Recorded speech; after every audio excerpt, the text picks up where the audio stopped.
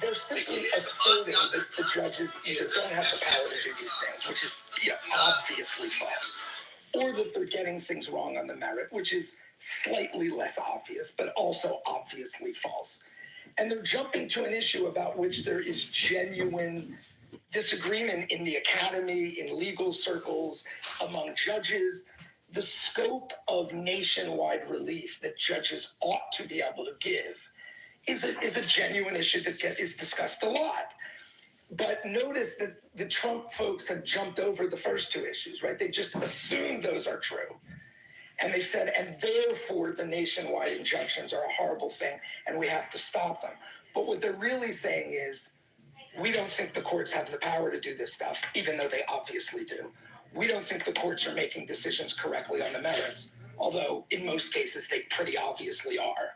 So they're just begging the question, skipping over the stuff that's absurd, and jumping to the one issue where they can get some traction, which is, gosh, it just doesn't seem right that one judge in Texas or one judge in California ought to be able to stop a company or the federal government from doing something nationwide. And there's some appeal to that argument. There's a lot of law in that area. Certain circuit courts have tried to give guidelines and to say that this is extraordinary relief and courts should only give it under the following sorts of circumstances. That's a developing body of law.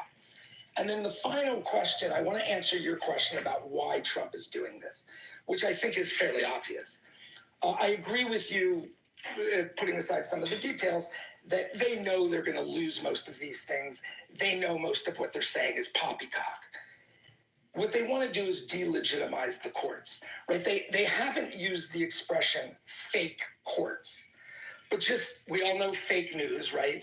The Trump regime has been very successful in delegitimizing the press, delegitimizing experts, delegitimizing the academy, each in a different way.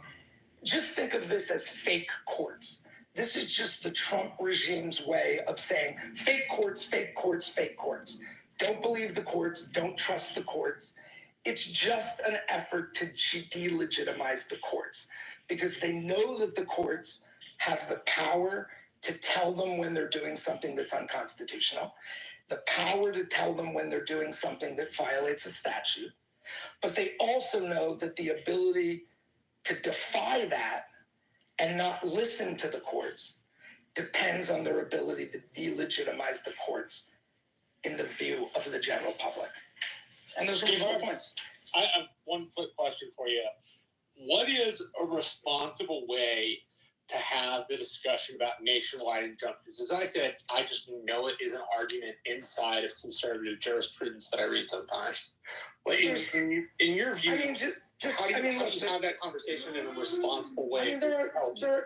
Marshall, there are like probably 50 law review articles about this subject. I mean, again, if you're talking real, not like rhetoric in the general public trying to frame it so that the average voter will be on your side. I don't know the answer to any of that. No, I want people to understand.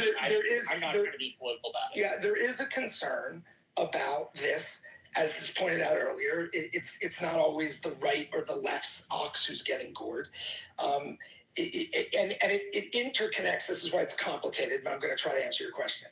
It interconnects with several other problems in federal litigation.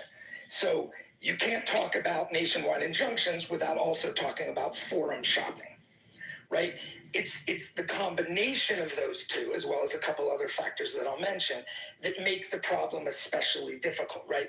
If all judges were fair and did the right thing, and there weren't extremist judges, and we may disagree about which ones those are. The gentleman who spoke earlier, I forget his name, it might have been Steve, right? He obviously has a different point of view than I do about which judges we might be wanting to be pointing a finger at. But right, they operate in tandem, right? If you know you can file a case in Texas in a district where there's only one judge, and that judge has some very extreme opinions, and that judge has the ability to issue a nationwide injunction, right? It's the compounding of the two problems, or you could argue three problems, that make it such a problem. So what's the answer?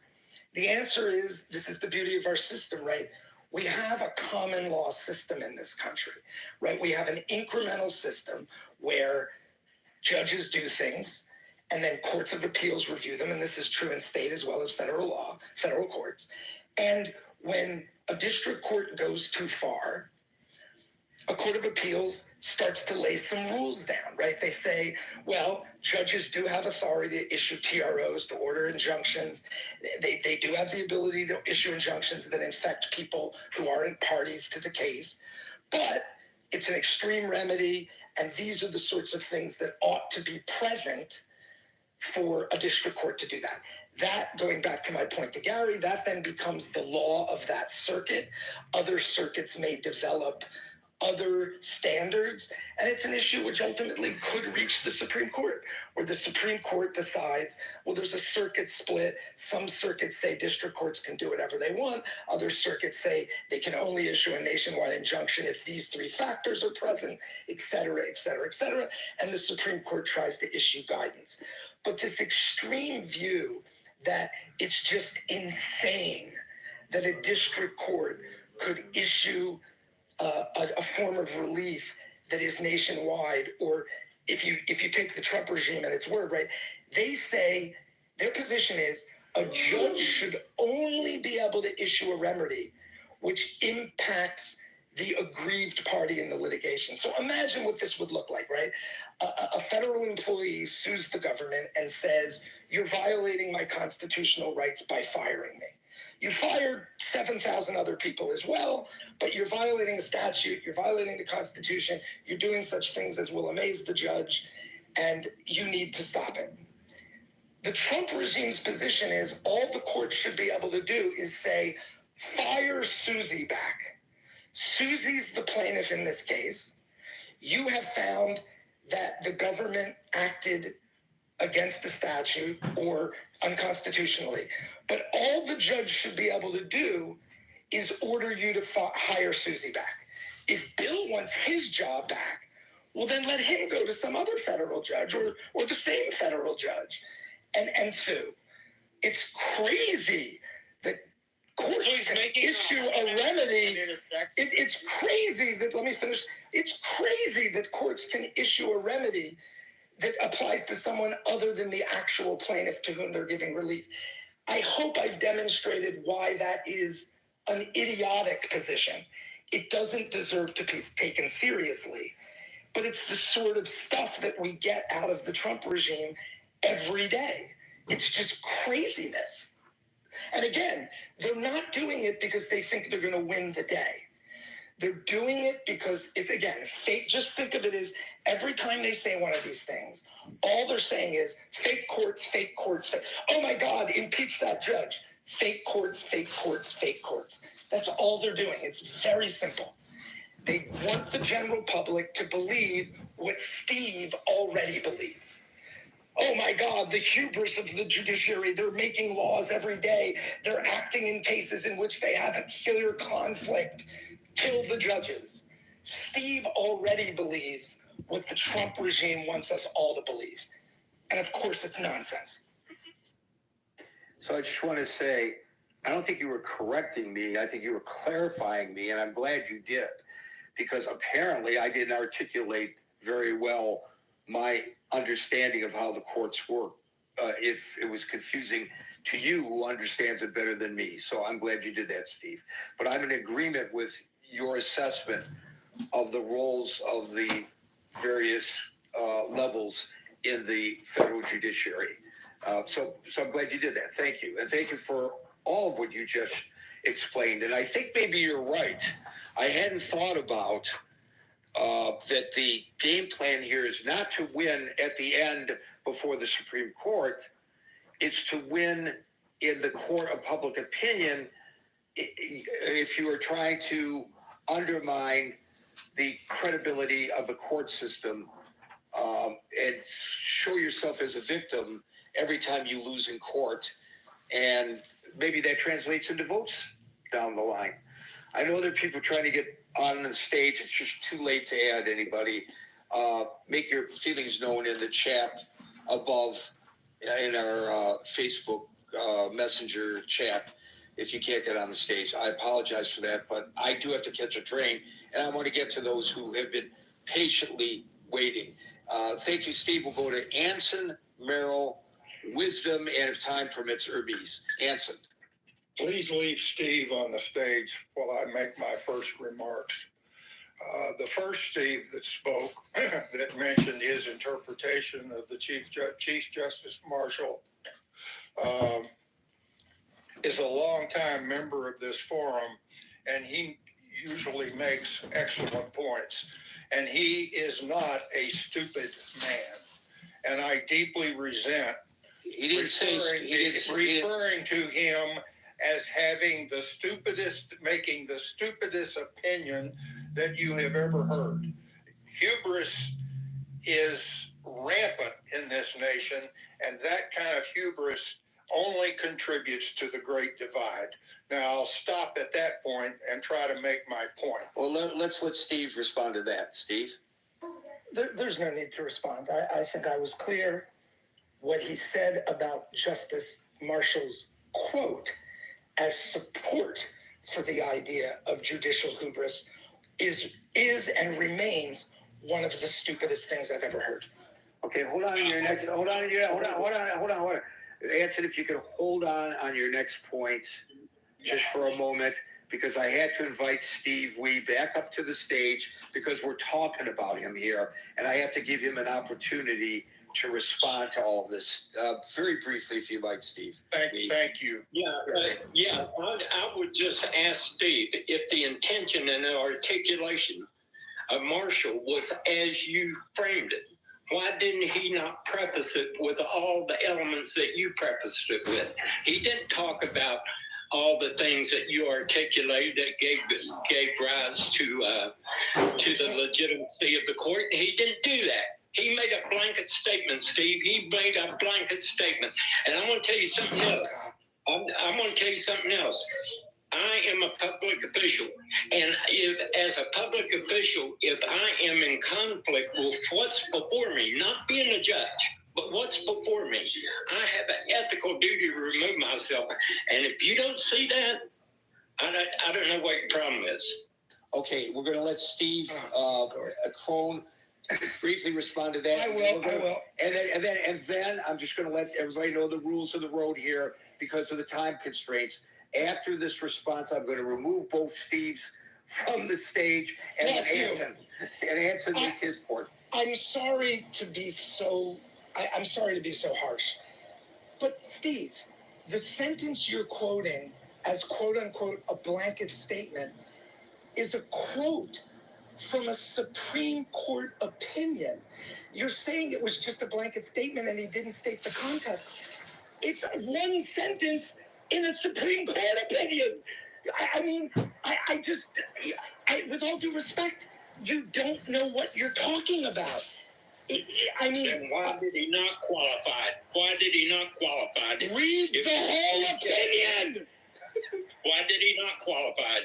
Okay, we're going to stop this here, but I think there is a difference of interpretation, and Steve Wee believes that he did not qualify it, and Steve Crone believes that based on the totality of what was said in the opinion that he did, and I guess it's up to all of us who find this discussion interesting to look for ourselves. And with that, we will move on to Anson's final points. Anson? Okay, my final point is I want to refer very briefly, not self-promoting, to the essay that I just posted on Substack, Setting National Priorities. We are a nation of laws. We are not a nation of, we articulate our norms through the laws. And why do we have, 14,000 pages of laws on the books? Can anybody explain to me why we still have this crazy Alien Enemy Act that was the basis of this whole discussion? A law passed in 1798 that has been that certainly has been used in the past that doesn't reflect the norms of the American people, Japanese incarceration, for example. So why is that law still on the books? It's because Congress hasn't done a goddamn job. Because Congress has failed to reflect the norms of this country through the legal system. And the laws many of the laws are contradictory. And I can't imagine how anybody can enforce all the laws that are on the books. And until we streamline the laws, we're going to continue to have this kind of debate and great divide. Congress is the one that has to do it, not the courts. Congress has to get the laws right so that they reflect the interpretation. This whole thing with these 200 or however many it was that went to El Salvador, is it the norms of the United States that we are going to deport people to a hellhole prison in El Salvador? Should the United States do that? I don't think they should. But that's not the real issue. The issue is if you were deported under the Aliens Enemies Act, then you should not be deported. You need to go through a different set of priorities. We have, 10 million people that are, for lack of a better word, illegal aliens, which to me means they are in this nation and they have not yet completed the court process to declare them to be legal residents of this nation. 10 million people. That is because of the confusion and the lack of enforcement of the laws that are on the books. And that's why we're in this situation. And that's why there's this great debate over how are we going to control the flood that has been coming into our nation for the improvement of the quality of life of the people that are citizens and residents of the United States. And that's the big issue. Congress needs to pass the laws that reflect that majority public opinion. That's all I'll have. Anson, I couldn't agree more. And there's a clarion call in what you said. For those who are listening and not on stage, this doesn't just mean writing your congressman, and it doesn't mean just paying attention every 2 to 4 years. This means that 15 minutes a day, you need to give yourself the space. You need to block it off in your calendars. You need to sacrifice 15 minutes out of your time to keep going with what's going on in your district, what's going on in the nation. But think about what's going on in your own home first, right? This is your clarion call to help with that. As is made very clear in the Moral Republic, which many people have not read, part of the reason republics fail is because good people do nothing. Sometimes because there are incentives not to. But we can't be so pessimistic about it that we try not to jump in. You have to force yourself to do it, but give it 15 minutes a day. Make the sacrifice, and I promise you, when you wake up a year from now and you've given participation in activism 15 minutes of your day, the world around you is going to be a far better place. Thank you, Marshall. Anson, as you were speaking, I was kind of chuckling because I, too, have an interest in this issue of outdated laws. And years ago, and I don't know whether this law is still on the books, but years ago when I was a reporter at WWJ in Detroit, I took a look at outdated laws in Michigan. Still on the books was a law that was enacted by the state legislature when the first horseless carriages were put on the streets. And the law says that when you're driving at night, you must have a person running in front of your car holding a lantern. That was the law back then, and the law was still on the books. So technically speaking, every single driver who drove at night in Michigan was breaking the law So there were like, I don't know, 6 or 8 or 10 absurd examples that I used in the story that I did back then. They may have codified things since then. And of course, no cop is going to pull you over, I hope, for not having somebody run in front of your car with a lantern. But there you have it. Sometimes laws. But I would add that there's probably some wingnut liberal judge that would throw Trump into jail if he didn't have somebody running in front of his car with a lantern when he was driving it. Well, I don't know about that, but thank you, Anson.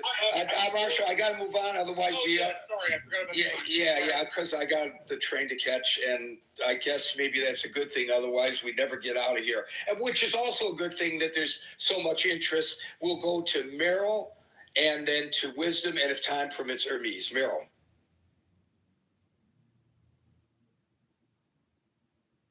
Okay, all right. I'm going to do this quickly. I agree with everything that Steve Crone said. With regard to Gary, you essentially said the same thing about judges have to hear the merits. I don't think I articulated it very well if Crone didn't catch it, so I'm glad he clarified it for us.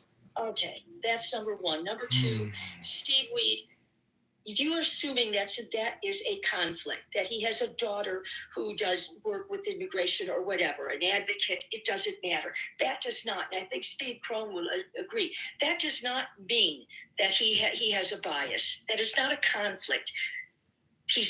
There's nobody that showed that he had a conflict. You're the only person who's saying that now. Nobody showed the conflict. Nobody showed where he was involved with what his daughter was involved with. The other thing that I find very interesting is Trump is just doing what Trump does. It has nothing to do with the merits of the case. It has nothing to do. Trump is mad because somebody said no to him. That's it. Steve uses it right. It's the Trump regime. And that is, you cannot say no to him. And he believes he's the president and nobody's going to tell the president what to do. And that works for him. That's it. It works for him.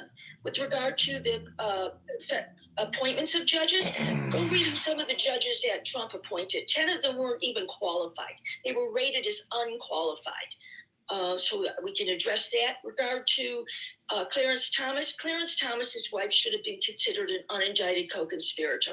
It's not about the Federalist Society. She got $600,000 from the Heritage Foundation, and he did. I apologize. It was the Heritage Foundation, not the Federalist Society. And all conservative judges are members of the Federal Society and are recommended by the Federalist Society. And she was somebody who actively did emails. She contacted people. She contacted and wrote emails and said, you must stop this deal. She was very actively involved. So that is a major conflict. And he did not, there was one case that he did not recuse himself from. It was the only judge who said that the National Archives should not be, or that the court was not entitled to just read all the emails. He was the only judge. It was unanimous other than him. So he never has removed himself, and he never will. So that's that. But most important is all this judge did, he did a temporary injunction. It harmed nobody. It only harmed Trump politically because he said, I'm going to do this to his followers. I'm going to do this. They were in custody. Everybody is entitled, whether we like it or not, they are entitled to hear, a judge has to hear the merits of the case. Because if you didn't and said, okay, let him go, there would be another appeal on the other side. And with regard to what Anson said, you know what? I'm not going to tell you that every judge would do that to every liberal. I really don't think you should say that you assume that every liberal judge would make a decision against Trump on an old, archaic law. Thank you. I just like to suggest one thing, Meryl, a slight correction, and that is Steve's comments don't come in a vacuum.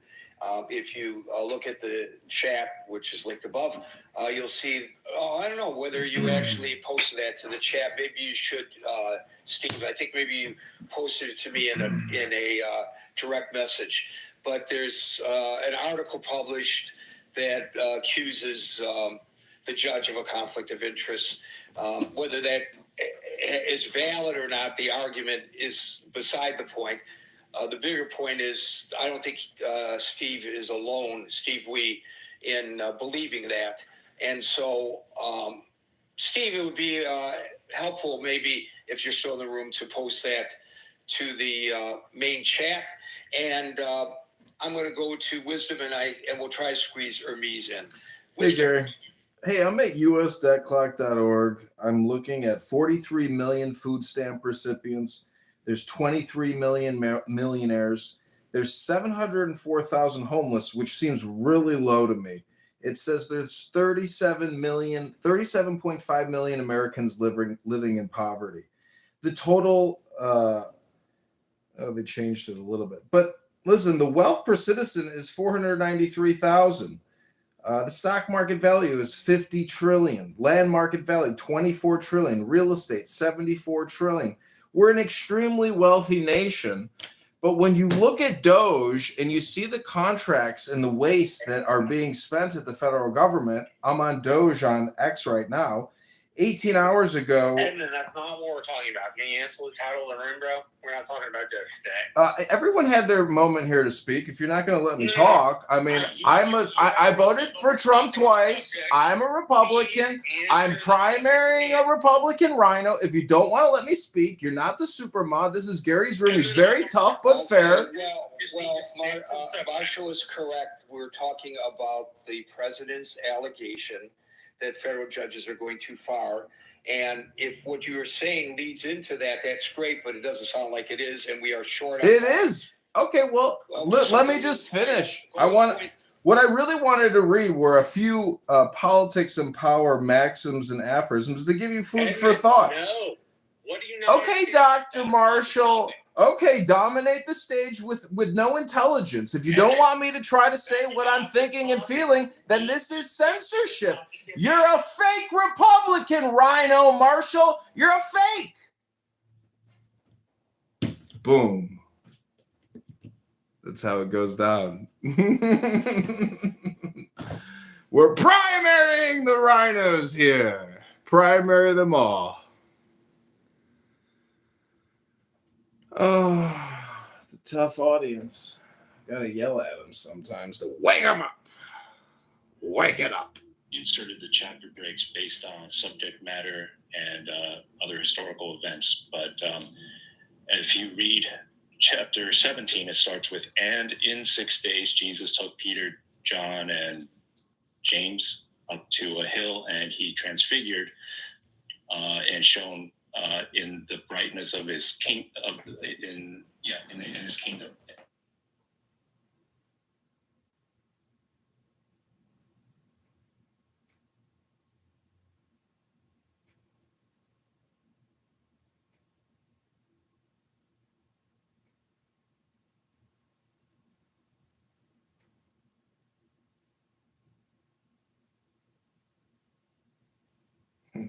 Okay, this is Marshall Breath stinking fake Republican.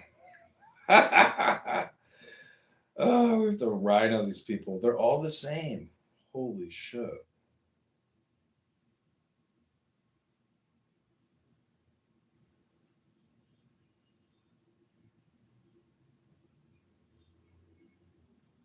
Dr. Eba. Oh, man. Yeah, Marshall's a total loser.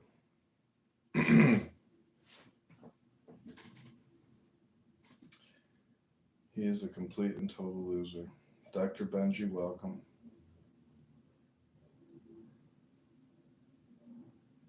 Welcome to Marshall Breath Stinking Fake Republican, Dr. Benji. Who is the puppet master now? Let's play a game.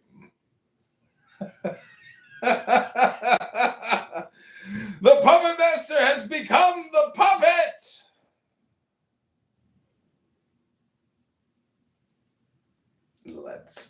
Let's play a game.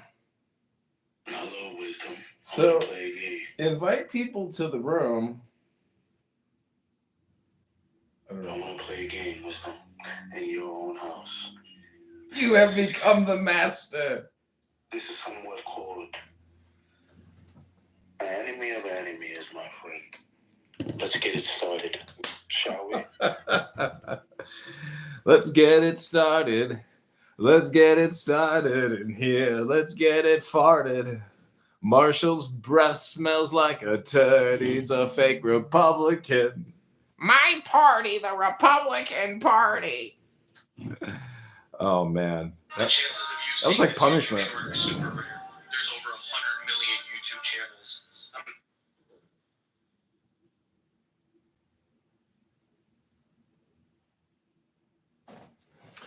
So anytime you can call Marshall stink ass breath Rankin a fake Republican, it's a win in my book. You know, you got to yell at these people. I don't understand. If they're gonna practice censorship and try to, thought police you on everything, it's insane. They don't want to hear actual numbers. They don't want anything real quoted to them. They just want to all political grandstand and then run away like cockroaches into their piles of shit. I've already said too much. You know why, Dr. Benji? Because I just need to go to the gym. At the end of the day, I win by staying alive, by being in shape, because all of these triple vaccinated, quadruple boosted rhinos, I don't know how long they'll make it. I don't. You said something really, really interesting. Going to the gym. Most people don't want to. Yeah. There's a 24-hour gym near me, which I always end up going if I procrastinate during the day. And people on here drag me down with them. But to leave right now, it's like you got to go during hours where it's actually usable, because sometimes people will just sit there on their fucking cell phones and you can't even get on the equipment. But you don't want to actually talk to any of these people because they're at the gym using their cell phone. And plus, if you say, "Excuse me, can I work in with you?" Some of them will literally stick up a finger and say, "Talk to the finger." They won't even look at you. They'd rather look at their cell phone than be a real human. So what we're dealing with, Dr. Benji, whether it's on this app or at the gym or at the office, is we're dealing with robots, low IQ humans who are barely alive, but they talk. And that's the problem, is you can't just put a bag over their head and kick them away like a robot, and have it go bounce into furniture and stuff. You actually have to, they won't leave you alone. You see what I'm saying? And then they can become a problem. And so that's what we're dealing with here, Dr. Benji. Yeah, when you look at the bigger picture, these people just argue over words and trying to prove who's right and get mad when you just watch the crowd look stupid and going maniac. Exactly. A lot of people want to try to control the genie as opposed to just put the genie back in the bottle. And you can't control the genie. The genie is in control. It's not the other way around. I don't know. Who knows? Dr. Zenamini, welcome to Marshall Breath, stankin' fake Republican Marshall Rankin. Fake ass Texas piece of shit from the Rio Grande. A fucking George Bush acolyte, has a bunch of couple technical terms that he likes to throw around as if he, is like some type of leader. Make sure you stay in touch with your Republican Party, everybody. Just takes 15 minutes of your time. I wonder when people will come to realization they just argue over words and perspectives, not over no God or anything. The problem with the people who are arguing over God is it's kind of the same argument. It's just a weak argument. It's not really the meat and potatoes. And nobody wants to hear the truth. Everybody wants to essentially position themselves, politicize themselves, get their comment, get their clip, and then run. And that's it. Everybody's looking for 10 minutes of fame, 3 minutes of fame, and that's it. Everybody's in it for themselves, including myself. But at least I can accurately diagnose and describe the situation. Most other people are completely unaware of how unaware they are. So that's the power of wisdom. And thus, if you really understand wisdom, you should run for politics, because there's no point in letting stupid people rule you. It doesn't make any sense to possess wisdom and to just let incompetent, fake, inauthentic pieces of shit like Marshall Rankin rule you. Why in the world would you let a fat, disgusting piece of shit who's a low IQ traitor rule you? No way. It makes no sense to live your life like that. You have to fight these people. And what does that mean? You have to take a sword and go cut their fucking heads off. Like a dragon, you might say, because they are demons. They are liars. They are degenerates. They are low IQ and immoral people. Do not trust these people. Trust the moralists and the ethicists and the people who prescribe to law, not fake law, aka your politicization and opinion. Fight back against these people because they're fighting you. They're trying to dominate you. They're trying to rule you. So if you've got bad breath, you have to use mouthwash. You've got to brush. You need to floss. And you know what? There's a thing called a water pick. A water pick. It's like a pike, you know. Pick it. Pick at them. Pick these fucking pieces of shit. And flick them into the abyss where they belong. So that was a segment called Trump Derangement Syndrome Podcast, or the Trump Derangement Syndrome Podcast for Psychology Today. We are investigating beta cuck Republicans who somehow have positions of authority and power in the Republican Party. And we are here to expose them all. If you have long hair and you dress up like a woman and you call yourself a Republican organizer, we got issue with you. We do. We don't want any trans on our side helping recruit. We're good. So this is the Trump Derangement Syndrome Psychology Room, where stank-ass breath, shit-eating Marshall Rankin, a clown house zero and Republican hero, or I should actually say Republican hero and a clown house zero, is he's the guy here. You know, he's the Republican voice who gets platformed because he's really a beta cuck. He's a fake Republican. It's the only reason why they actually let him speak here. That's how this piece of shit app works. This app is literally the barnyard of human feces on all sides. It is. It's the outhouse of everyone. You're 100% right. You know, like I'm taking a dump right now. So yeah, I love taking a shit and using this app. This is the first thing I do in the morning is I warm up with a turd and I listen in to see which piece of shit is fuming its farts into the ether. Marshall, is that you? I think I smell Marshall stinking. He's a rankin'. That's how you play this game. You know, but it's almost over. Trump and Doge and the new administration, you cannot stop them. And it's beautiful. It's beautiful what's happening. They are taking over the government piece by piece, dismantling piece by piece. And you know, this is big for Rep. Thomas Massie and Rand Paul. They are the two outliers, the only people who can seem to predict the future.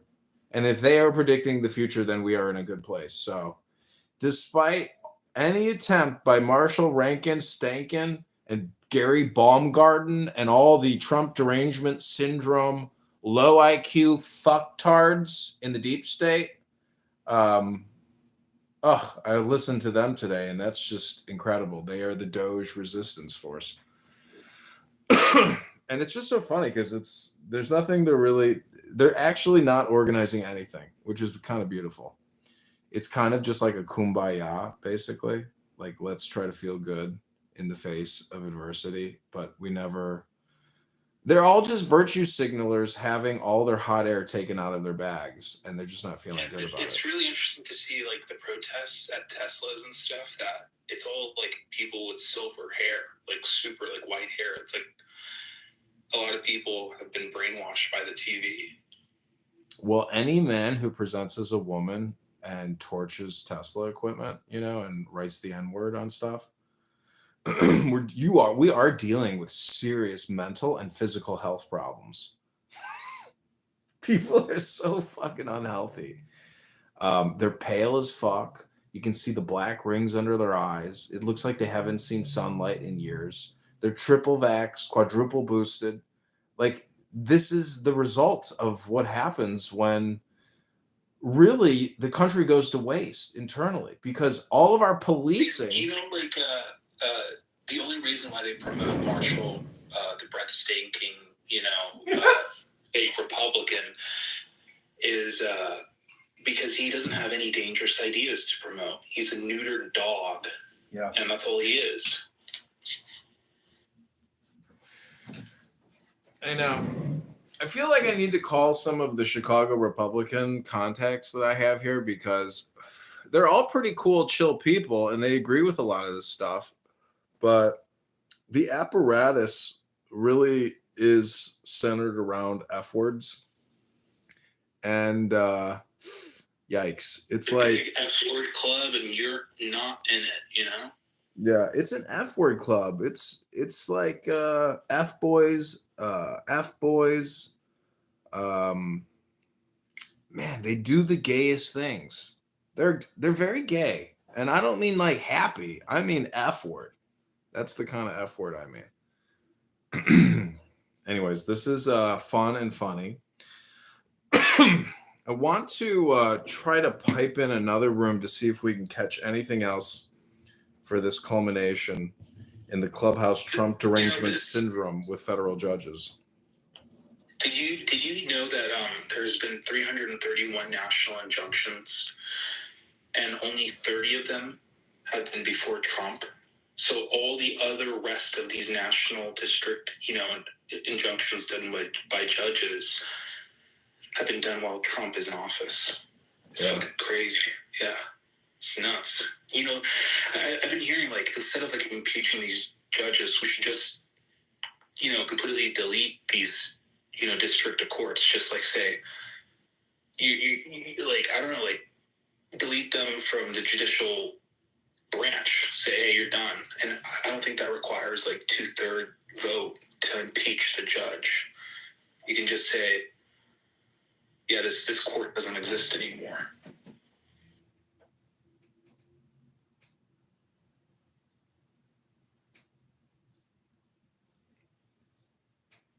I got like some big response on X, but it's like some chain basically. It's like a rocket chain by Vic Cervantes. These must be all fake accounts. Man, no, these are big accounts. Wow. So Pete Hegseth removed Colin Powell's name from a list of notable Americans. Then he just reposts fake.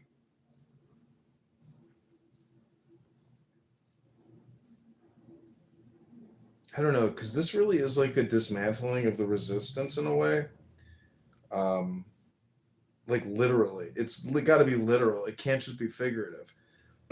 So I'm just expecting a rush. He has to cross the Rubicon. Yeah, I agree, right? All of this is just, fake WWE Kabaki theater. He has to cross the Rubicon, destroy it. Just go after this corruption. Honestly, see the trouble with that is he's the balancing man, meaning that like if he fucks around, he finds out. So it's almost like he's got to see. It's so crazy to think like you got to be like Nancy Pelosi because she's the real like alpha primate. She's the real predator. You just see Trump's power comes from within. And the more he gets baited and the more he gets gaslit, that's why I say like his desk, that Oval Office, is like the clearing. And the pictures and like the relics and the symbols that he's put up in the Oval Office. Holy shit. So good. So good. Yeah, I mean that's his battleground, really. Yeah, I don't know. Like, what is crossing the Rubicon? Because it's got to be like a Michael Corleone type of operation where you take out all the nexus points and essentially you completely cripple the network and you create a whole new network. Yeah, that's what Doge is doing. Yeah, it's an infrastructure. It was IT. It was literally an IT thing created by Obama, and they just repurposed it. So I think they went really out after like the critical nexus points, like, the federal computers that print out money out of thin air. And even I think Musk was saying that these computers, like several of them, they haven't been, accounting for like the money being sent out. Like they just printing free money. It's not in any sort of balanced accounting sheet, with like your credit or what is that? What is It's that not called? one. It's not 1-to-1. Yeah, exactly. So like, they literally found it. He said like I think 14 computers that were just printing money, that unaccounted money. So I wonder. Yeah, it's just. I think they really hit hard with the infrastructure, especially like in IT. It's kind of funny because IT controls the whole thing. So once they take over to the directorship of the IT, because in many ways they have to find out like who's on board, with Trump. Like you can't just like undertake a massive Doge cleaning until you can kind of, in a way, find out who the partisans are. Like who are the people that are going to sabotage. And there's people like that, little ways and big ways. Did you hear about that one department in our government that was like, I don't know, like kind of entangled with like the lobby network in DC? How like they were living like kings in their at their offices, like they had showers, like free. It was just insanity, like the sort of money that was being spent, like over like 60 employees, like the median. I think employee salary in that government department was like $400,000, and there was like 73 employees. It's insanity. It's like, and this is like our tax money is going towards these people. Well, that's the problem. Is the more immoral our government is, it also shows how like incredibly immoral our just general society is. There's so much fraud out there, international, criminal, domestic. That's why like shutting down of the treasury or of the education department and the hundreds of billions of dollars, like there's a lot of fraud in education, and I've seen it firsthand here in Chicago with the Chicago public school systems. The Barbara Bird Bennett, the former head, is in jail for bribery. My former high school dean in jail for bribery, because you're talking about $1 million contracts with no competitive bidding. They're basically, it's all just fucking quid pro quo. So we need arrests. The Rubicon, in my opinion, is mass arrests. Executions. And Well, then executions afterwards, after they are sent to trial. These 51 intelligence officers, they should go to the court of law and be executed as traitors to the government. Honestly, like it's disgusting. These people that lied about Hunter Biden, I was so disgusted by it. Well, I think like even public floggings could be in order because, and I'm not making this up, like it's got to be personal. Like the population needs to feel the pain. If we just execute with rifles or electrocute or inject, I don't think that's substantial enough. I think like, real punishment should be really in the same way that a country, they cane. CBT, Yeah. cock and ball torture. No, caning, public canings. That's what they do in Indonesia, to all their LGBTQ. If you are on an app and you get caught, spreading disease and being a male prostitute, you don't get murdered. They cane you in a public square, and thousands of people come out and have a great afternoon. We waste a lot of money. Sessions. Yeah, I kind of like that. Public shaming sessions where we beat you to an inch of your life, and then we laugh at you afterwards. I don't know if it's an inch of your life, but when you walk out of there, I know. you're gonna have permanent scars. I know in Singapore, like they'll do like 15 lashings of you if you like spit gum on the floor. That's what I've heard. These other countries are not like our country. We have a major problem in this country. It's a culture problem. It's a language problem. It's a class problem. You go to any room on this app. I mean, I've heard some really egregious rooms, recently where you're just like, damn, this is like hardcore ghetto. Did you see that link that I sent you with the content production that I was doing? With like the white dragon and the red dragon. I watched one of your most recent Yeah.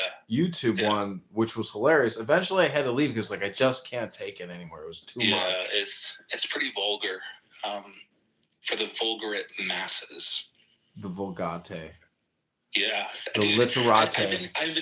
I've been reading Morals and Dogma by Albert Pike since I have like a 2-hour drive every day. There's like 15 hours left. I'm on like the 19th degree, and like it's going like deep into like Gnosticism and like all like comparative religion. Really good stuff. Really good stuff. Like like I've read so it. beautiful. Yeah, I've read it many times, and every time I read it, I'm like blown away. But almost every book I have, every time I read a book, I'm always blown away. So it's like, it's not necessarily the book per se; it's books. And have you read Ecclesiastes? In the Bible? Yeah. Yeah. I read it to Bussy and Ryan. Mm-hmm. They really enjoyed it. Yeah, you probably got them turned on. Yeah, probably. I mean, that's that's the sort of pleasure that they get. Let them get pleasure from that. But I'm thinking about it in a more philosophical, psychological way. I get that. And I mean, I think, real Christians are there to try to help people like them. Meaning that like the opposite is God always manifests in the opposite. So like, preaching or leading by example is, the epitome of your knowledge. So I don't know. I'm here a lot for the entertainment, but at other times, it's great to try to help program people with positivity because there's a lot of people on the struggle. And, if you are that 10 seconds of positivity in one day, you're the only one. There's no other positivity. Mind if I read like the first chapter of Ecclesiastes? Yeah, go for it. Okay.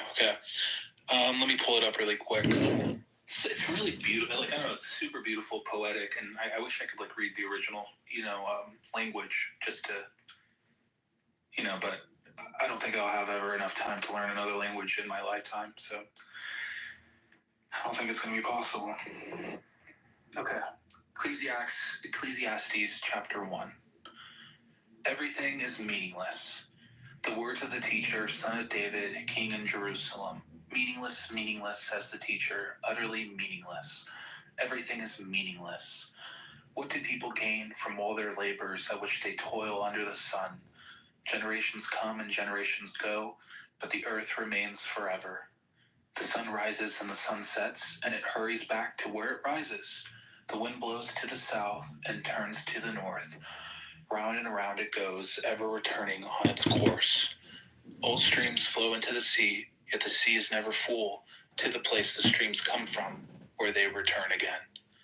All things are wearisome, more than one can say.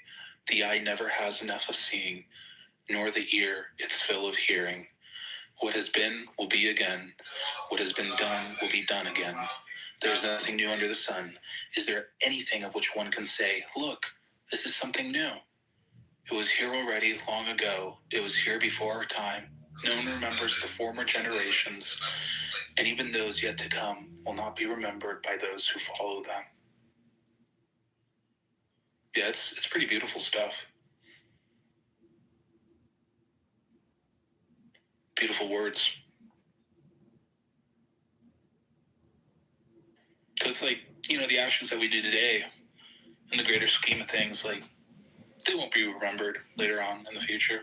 Like my great-grandparents, like I know about them, but, it's like, they're the reason why I exist, but it's not like that I'm constantly focused on them, so. Yeah, but you were doing the same thing that they were doing then, which is being in the now and being pragmatic and commonsensical and optimistic and working hard and being productive and trying your best. What else can you do? I mean, you can't stop natural disaster when a fucking hurricane takes you out on a Sunday night and you're like, oh shit, there goes my life. Yeah, that's why, like, it's like sort of like reaching that point in your life where no matter the circumstances, or anything really, like internally, externally, you empty of yourself of like that sort of real, like it's like a realization that comes upon you where you're like, everything is good, everything, like what you say, like there's nothing out of place in the entire universe. Everything is as it's meant to be. Like this conversation that we're having now, it was meant to be, like, I guess. So. Well, it says there's not a speck of dust out of place in the whole universe, meaning that even when Elon gets torched and the N-word gets painted and everything explodes, like that's unfortunately the demon in the bottle. That's the opposite and equal reaction. It's basically Newtonian physics, which is just balancing. And that's equanimity, as I think you said earlier. Doctor, my friend, the trash bag has arrived. Hey, what's up, Zach? I don't know if his mic is working. I guess he left. Hey, welcome back. What's up? Oh, we're just reading Ecclesiastes. Have you ever read that book?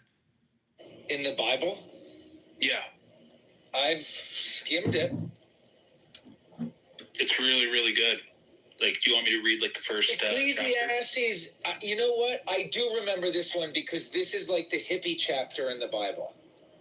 I don't know if I would call it the hippie chapter. What do you think, Wisdom?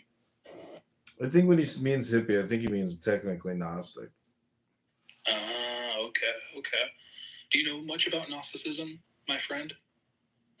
I read Damien by Herman Hesse. I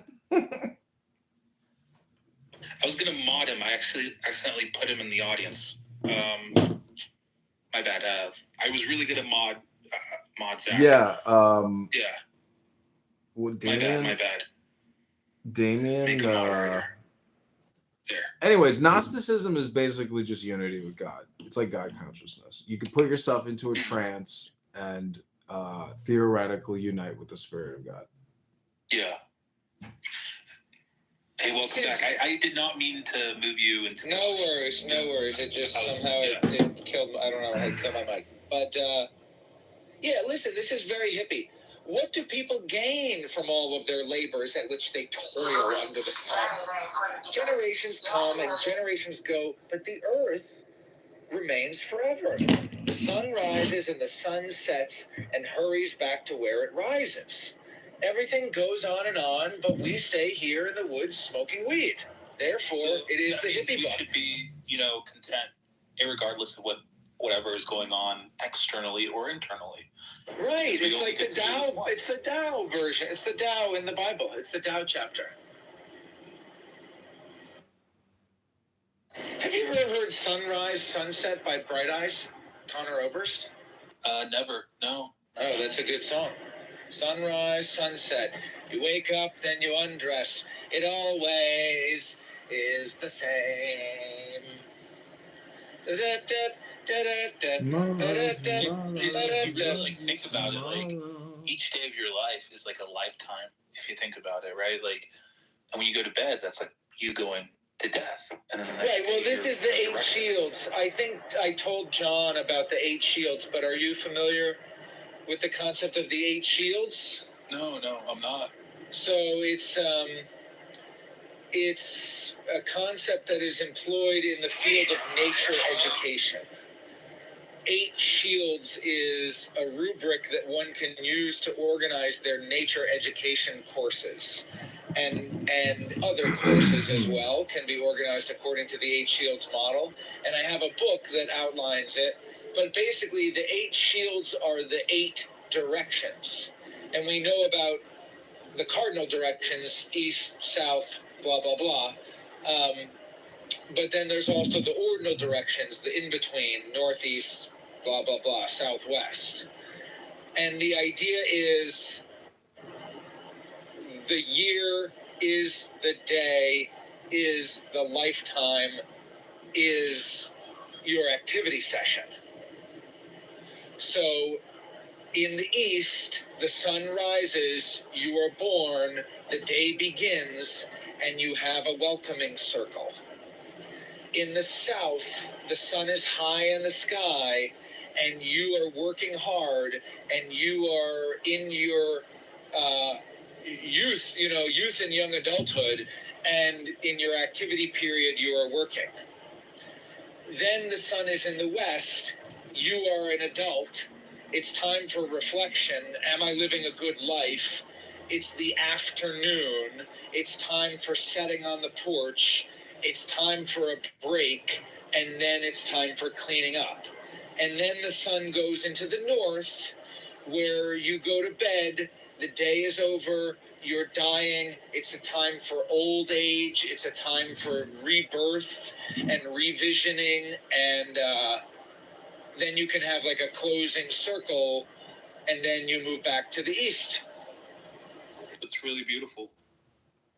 Yeah, so you can use the seasons and the directions to organize your day. And it's nice because, like, no matter what you're doing, it's like, you know, it's morning. It's like the east energy. What comes with the east? New beginnings, bright sunshine. Like, it's not a time for smoking weed necessarily at 5 a.m, you know? It's a time for new beginnings and blah, blah, blah. You know what I'm saying? Yada, yada, yada. At the end of the day, blah, blah, blah, I am complete. It's always been words, words, words, right? You know?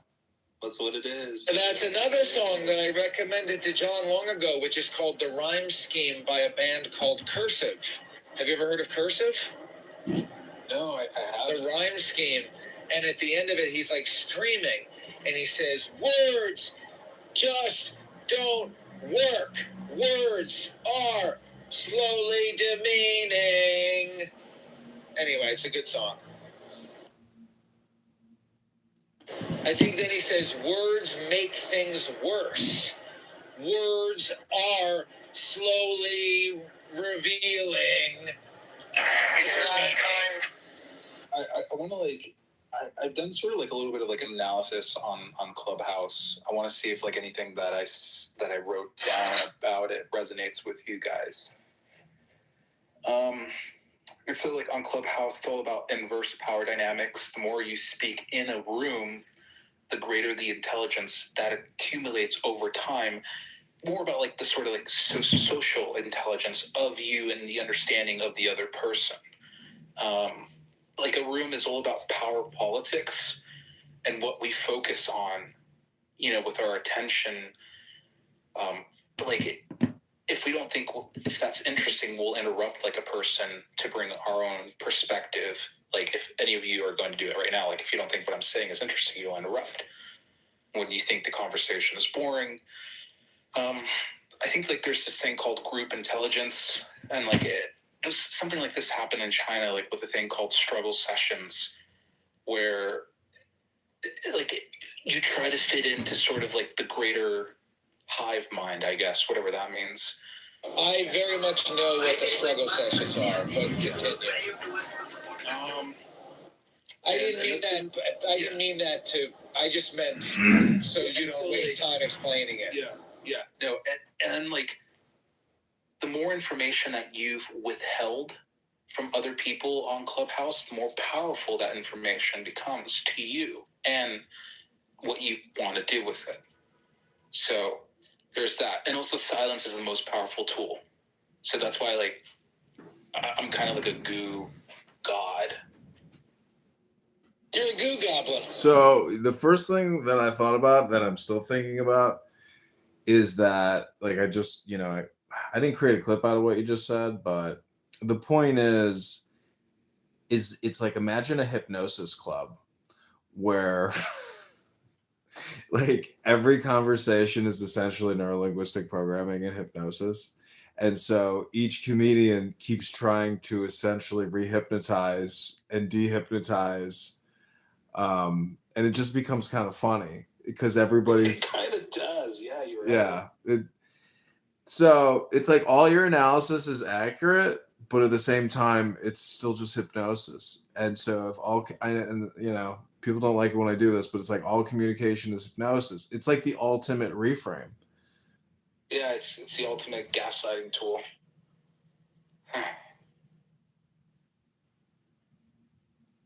But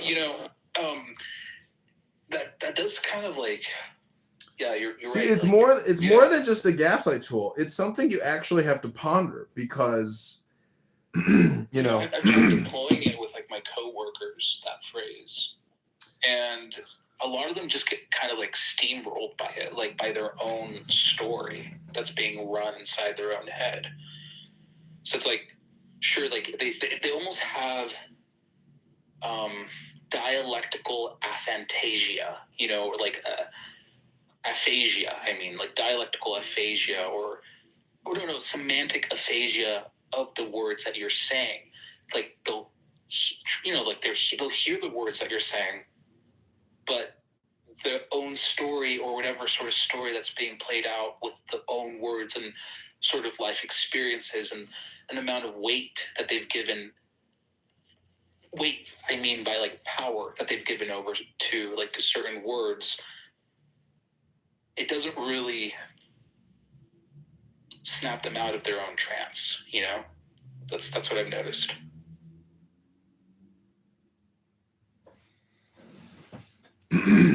So, I mean, back to, the title, Ecclesiastes or whatever. I think it's next to the Song of Solomon in the Bible as well, the King James Bible or whatever.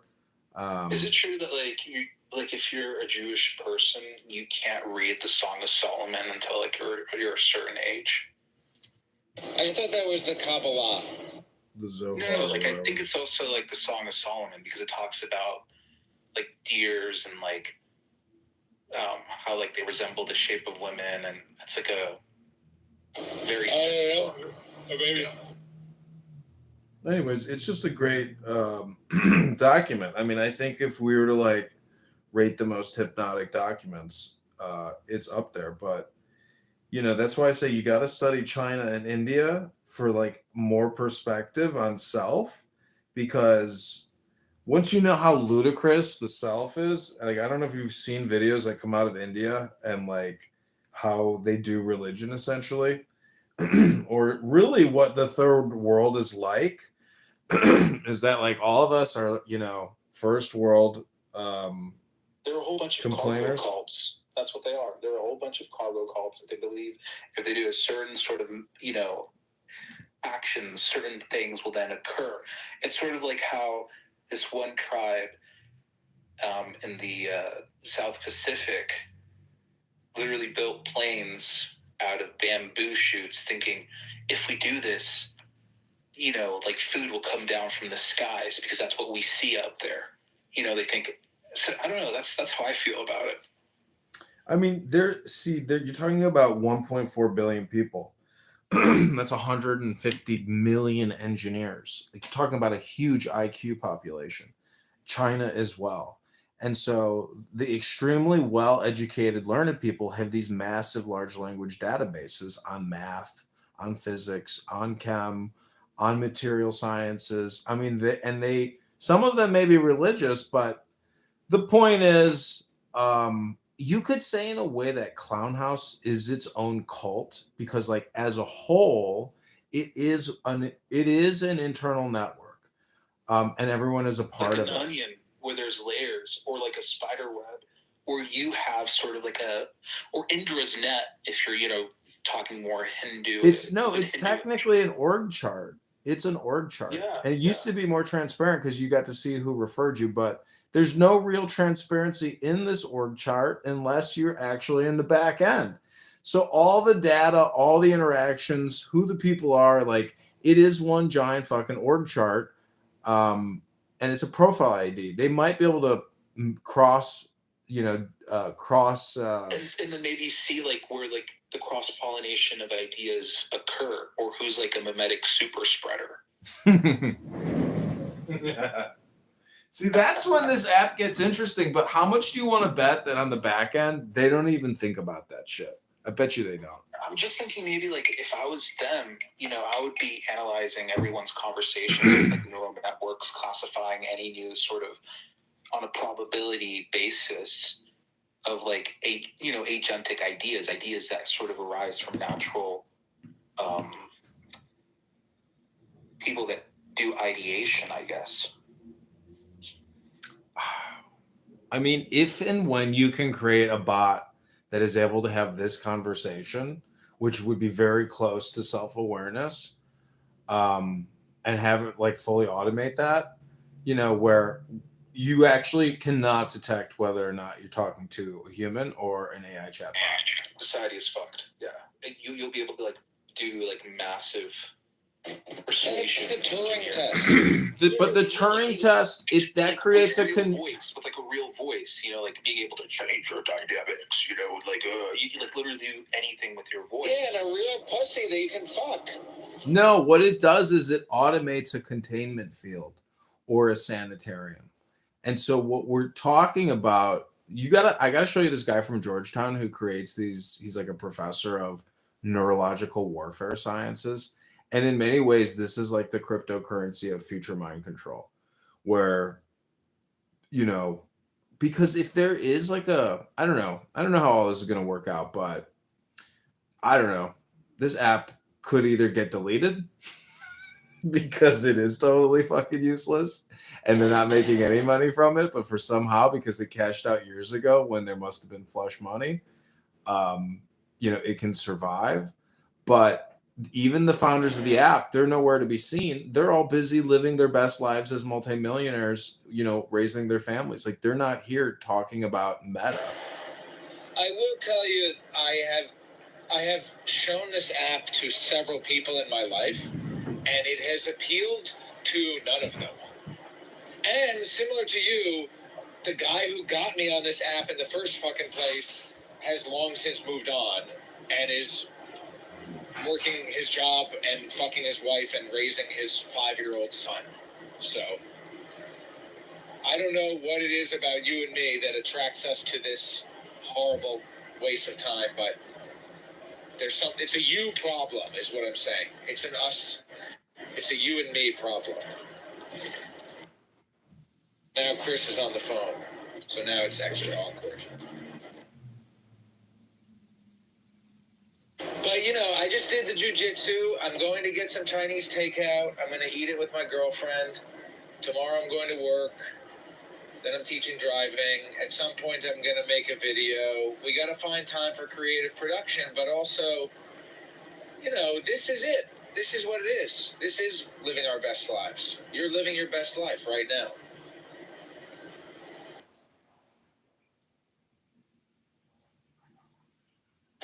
What if this is as good as it gets?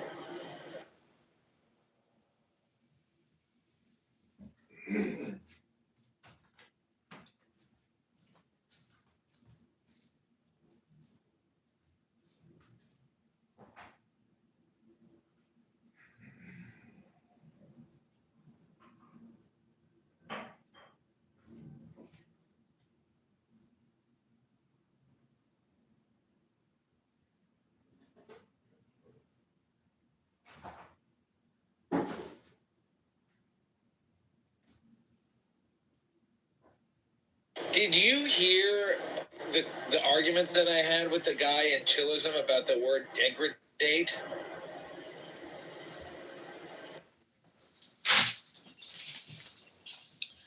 Maybe you're refilling. Yeah, I heard Yeah, I am refilling my Vermosa. I heard it, but I wanted to go back to like the fact that if this is as good as it gets, it's still not that bad compared to the whole history of human disaster. So that's what I'm saying. This is good. This is good. You have a beer mosa. I'm driving. I'm literally driving right now and smoking weed at the same time. I don't know if that's a good thing, but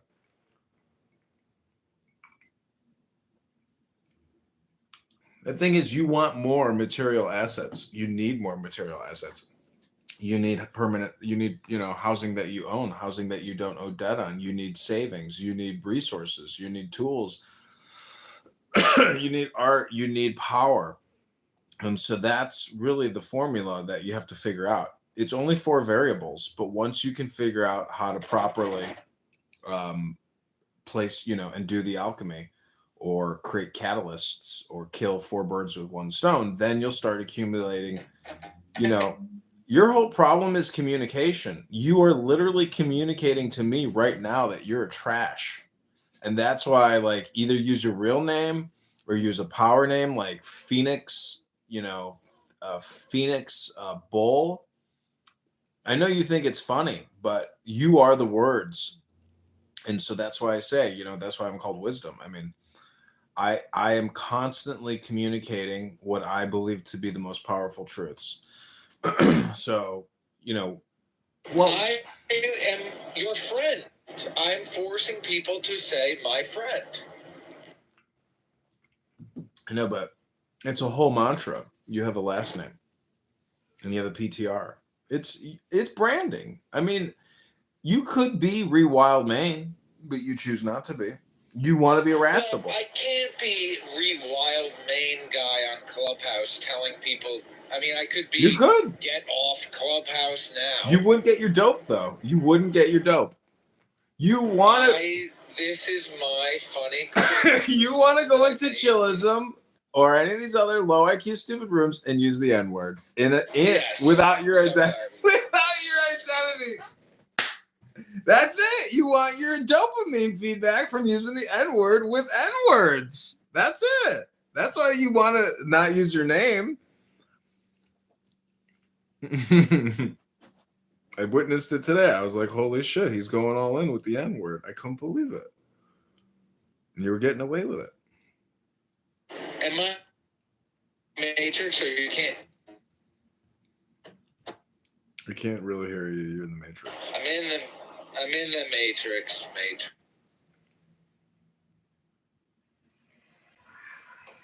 I'm saying I got sick of them saying everywhere I went, they said Zach fucks a tranny.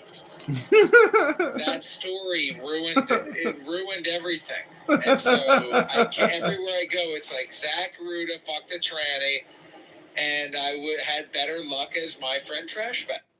Dude, I was at the gym yesterday, and I see this like chick with big tits and her shorts up her ass, and I was like, I can't. And it's late at night. It's like midnight at the gym. I'm like, damn, there's like a hot fucking bitch working out here. I was like, and she's dressed like, You're getting excited. I couldn't believe it. So I always have my suspicions, and I couldn't see the face. So I'm finally like working through the machines, and I get close. I take a quick peek.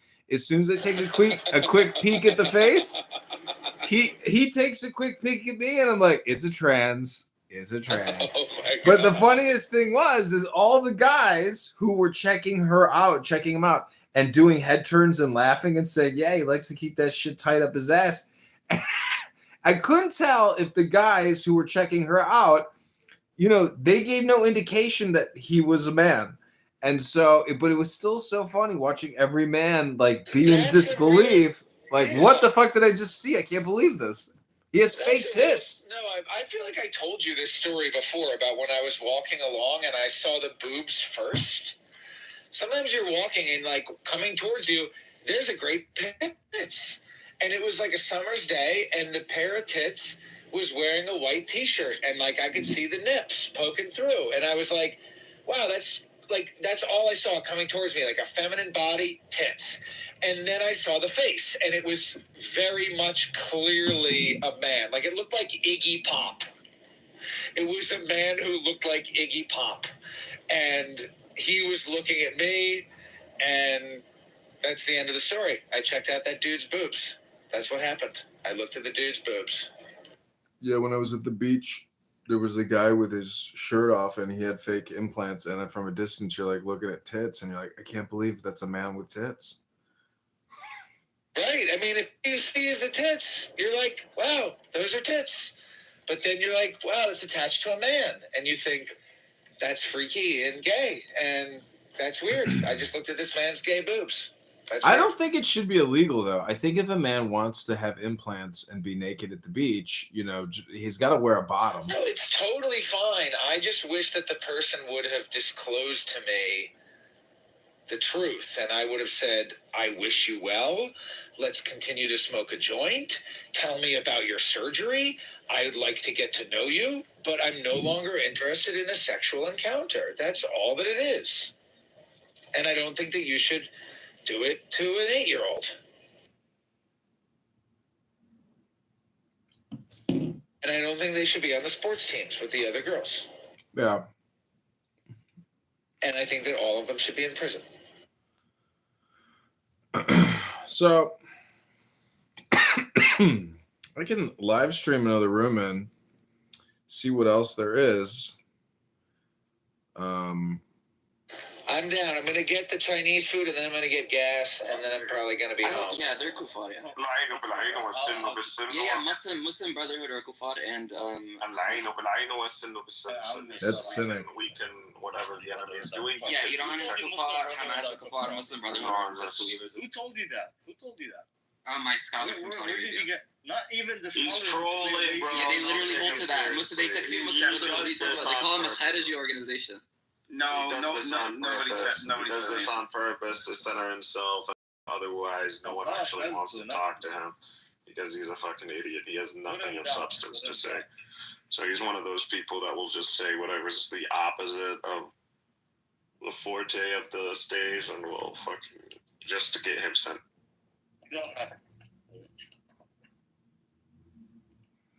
Inshallah, Allahu Akbar, 500,000 Gazans to Egypt to start. Great news, Israel Times publishing the big news, 500,000 from Gaza going straight to Egypt. Bye-bye! That's just the start, 500,000! Do you have receipts? Posting it in the chat as we speak. Please hold. Stop screaming, but yeah. Yeah, just stop screaming, bro. Let me tell you what he said. A Lebanese newspaper wrote an article claiming that Sisi prepared a city for 500,000 Palestinians in Sinai. 6 hours later, the Egyptian government came out and said it's all fucking bullshit. So I don't know what you're. Yes, they did. I can confirm. Who got stronger evidence? Let's just see his evidence. Let's just see. I know his evidence. It's Jarid al-Akhbar and Lebanon. Yeah, Times of Israel reported it, then Egyptian state. What's the agency called?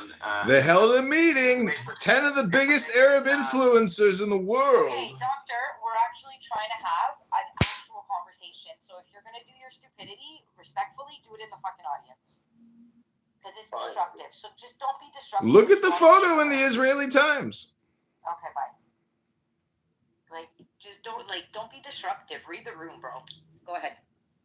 No, I was saying that the Egyptian Ministry of Information came out within hours saying that the story was not true and they did not agree on anything like that. Or I think they even said they've never even discussed it.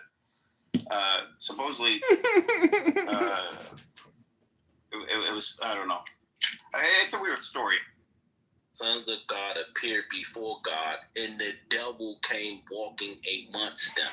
So when the devil appeared, he was a flame. Zach, honestly, I hate this. After the devil, how come the devil is there? Honestly, black people are at the same time the funniest people on the planet, but also the worst people on the planet. I don't know if that makes any sense. Hello, I have come to join the coexistence. Very peaceful of you. I just came from a room where I was kicked because I cited the Israeli Times article about the 500,000 going back to Egypt. How dare you mention it's back? Edward said that it's all fake. Prince said it's all fake. All fake. All fake.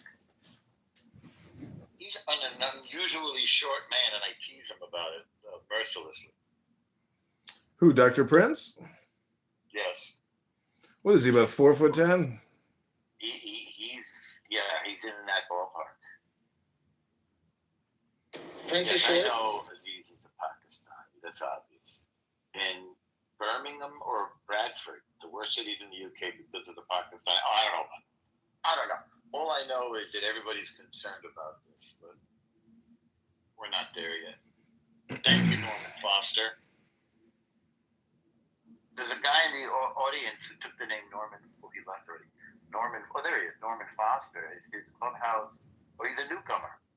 And he took the name of a noted British architect. Himself in a room, otherwise no one actually wants to talk to him. Have you been there, Doctor? Wants to talk to him. Like Iggy Pop.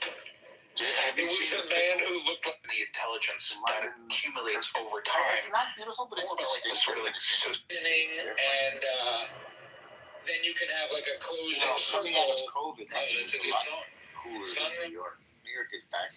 Well, it says there's not a spec that doesn't have a place in the whole. I don't think it hurts as much. The British are tougher, I think.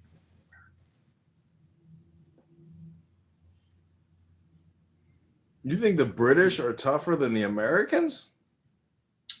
Yeah, forgives me. I kind of do. You served in the army, right? Or the military, anyway. Yeah, army. So I was in Tomislavgrad during the Bosnia War with the Brits, which is on top of a snowy mountain, for the record. And oh man, their army base was so cool. They just, I don't know. There's something about the way they fight that I think is very matter of fact, and they don't complain. No smoke intended for you, but they're really great warriors, I think. And like they used to, they have that bombing in their history, the London Underground, during the what do they call it? The aerial attack on London. The Blitz. Well, it wasn't really I guess it was, but they didn't really blitz them because I thought the Blitz was with tanks and stuff. But there's a movie about it called Hope and Glory. I forget the director. He's a well-known one. You can look it up for you. It's a good film about growing up during the London Blitz. Yeah. They're amazing people, no doubt. I mean, unbelievable that the U.S. ended up in Afghanistan, even after knowing the history of what the British went through there. Could you imagine? It's like, what do they call it again? That's where, empires go to die. Is that what they said about Afghanistan? Yeah. Where empires go to die?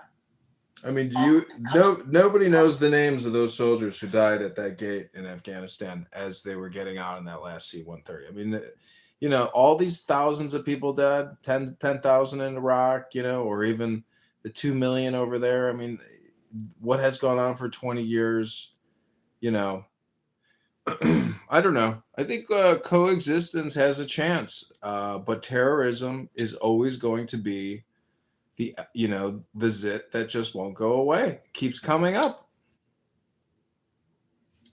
There's a really brilliant Israeli woman who also knows a lot about Russia. Anna, I think her last name is Gaufsheim, and she draws a direct link between Bolshevik terrorism and Palestinian terrorism and all of the terror in the West since then the Bolsheviks started. I don't know why you say I have a problem, Aziz.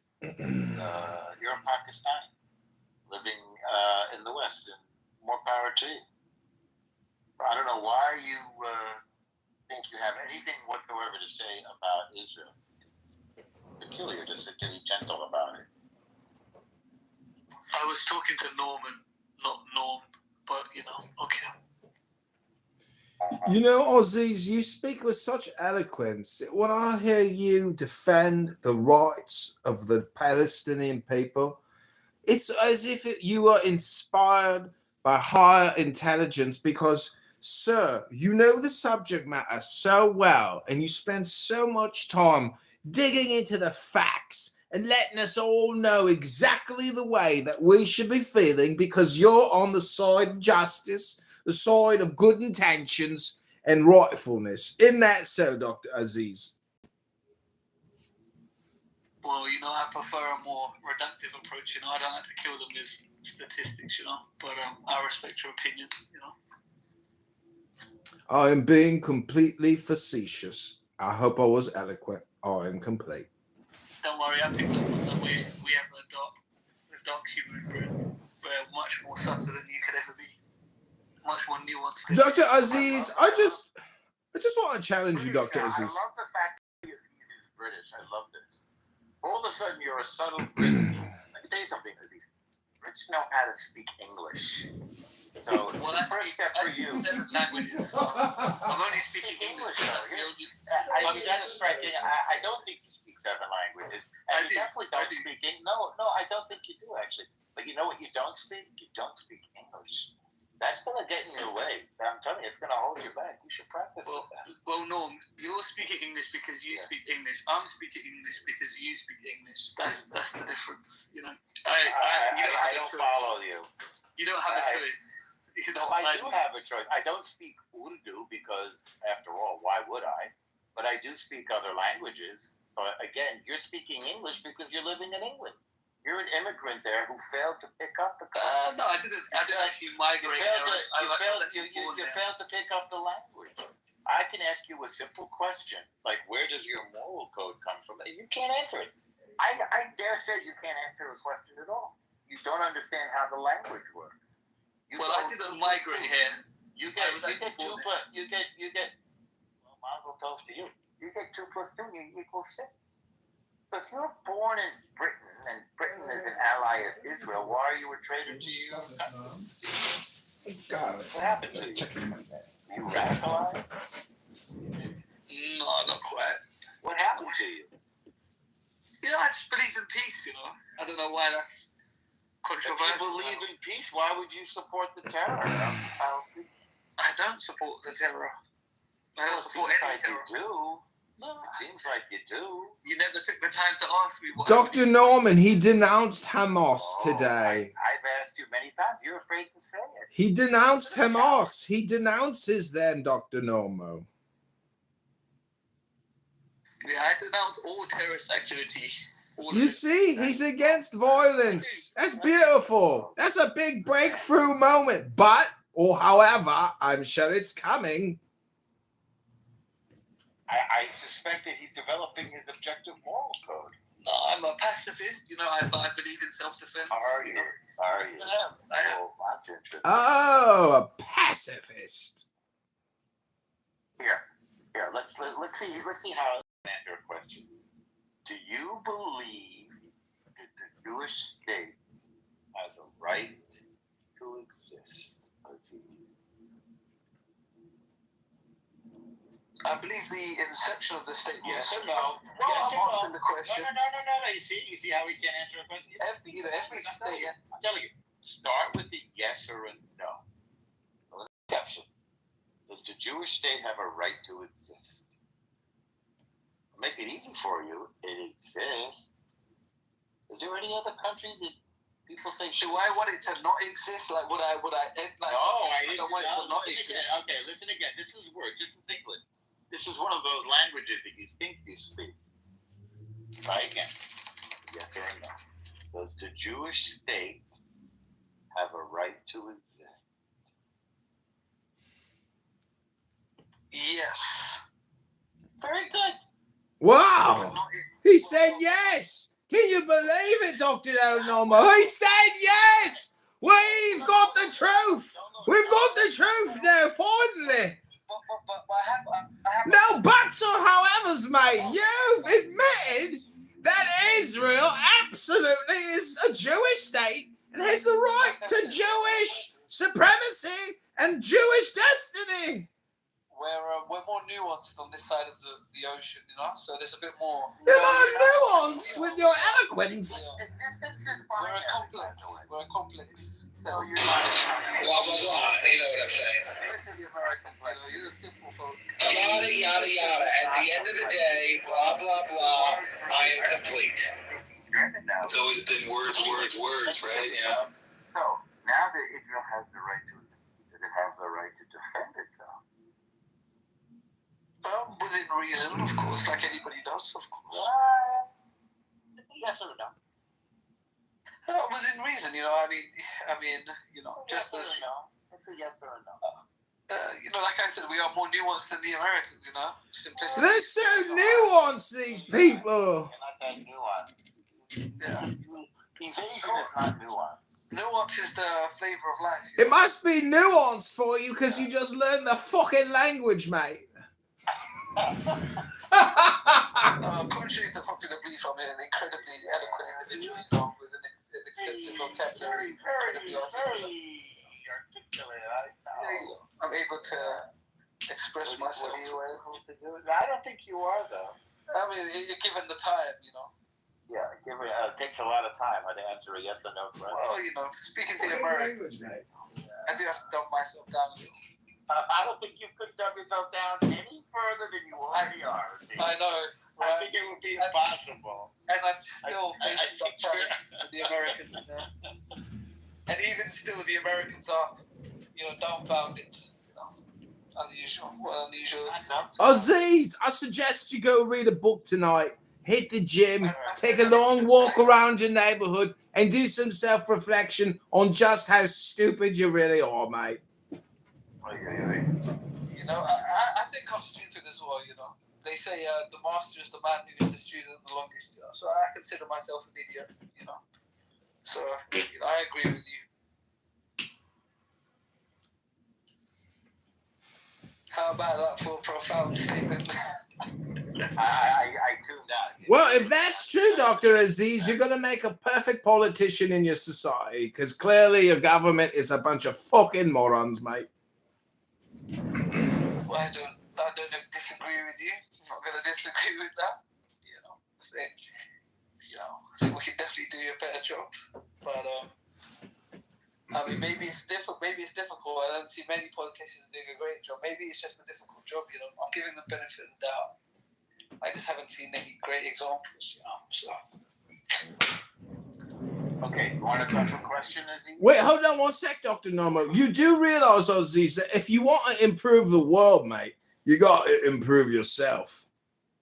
I agree. Now, here's a tougher question. And it's a yes or no. Do you know what genocide is? Mm-hmm. Yeah.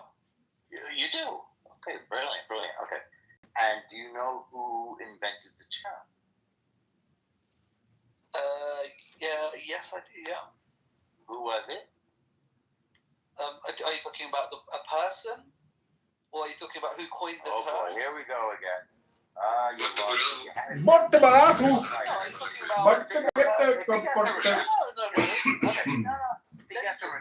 There's a man called Lemkin. Good Googling. What was his first name? I don't know his first name. And who was he? He was I don't know, I haven't read his book. I believe he was, I believe he was a Polish Jewish man. Yeah, very good. Yeah. And when he invented it, what was he referring to?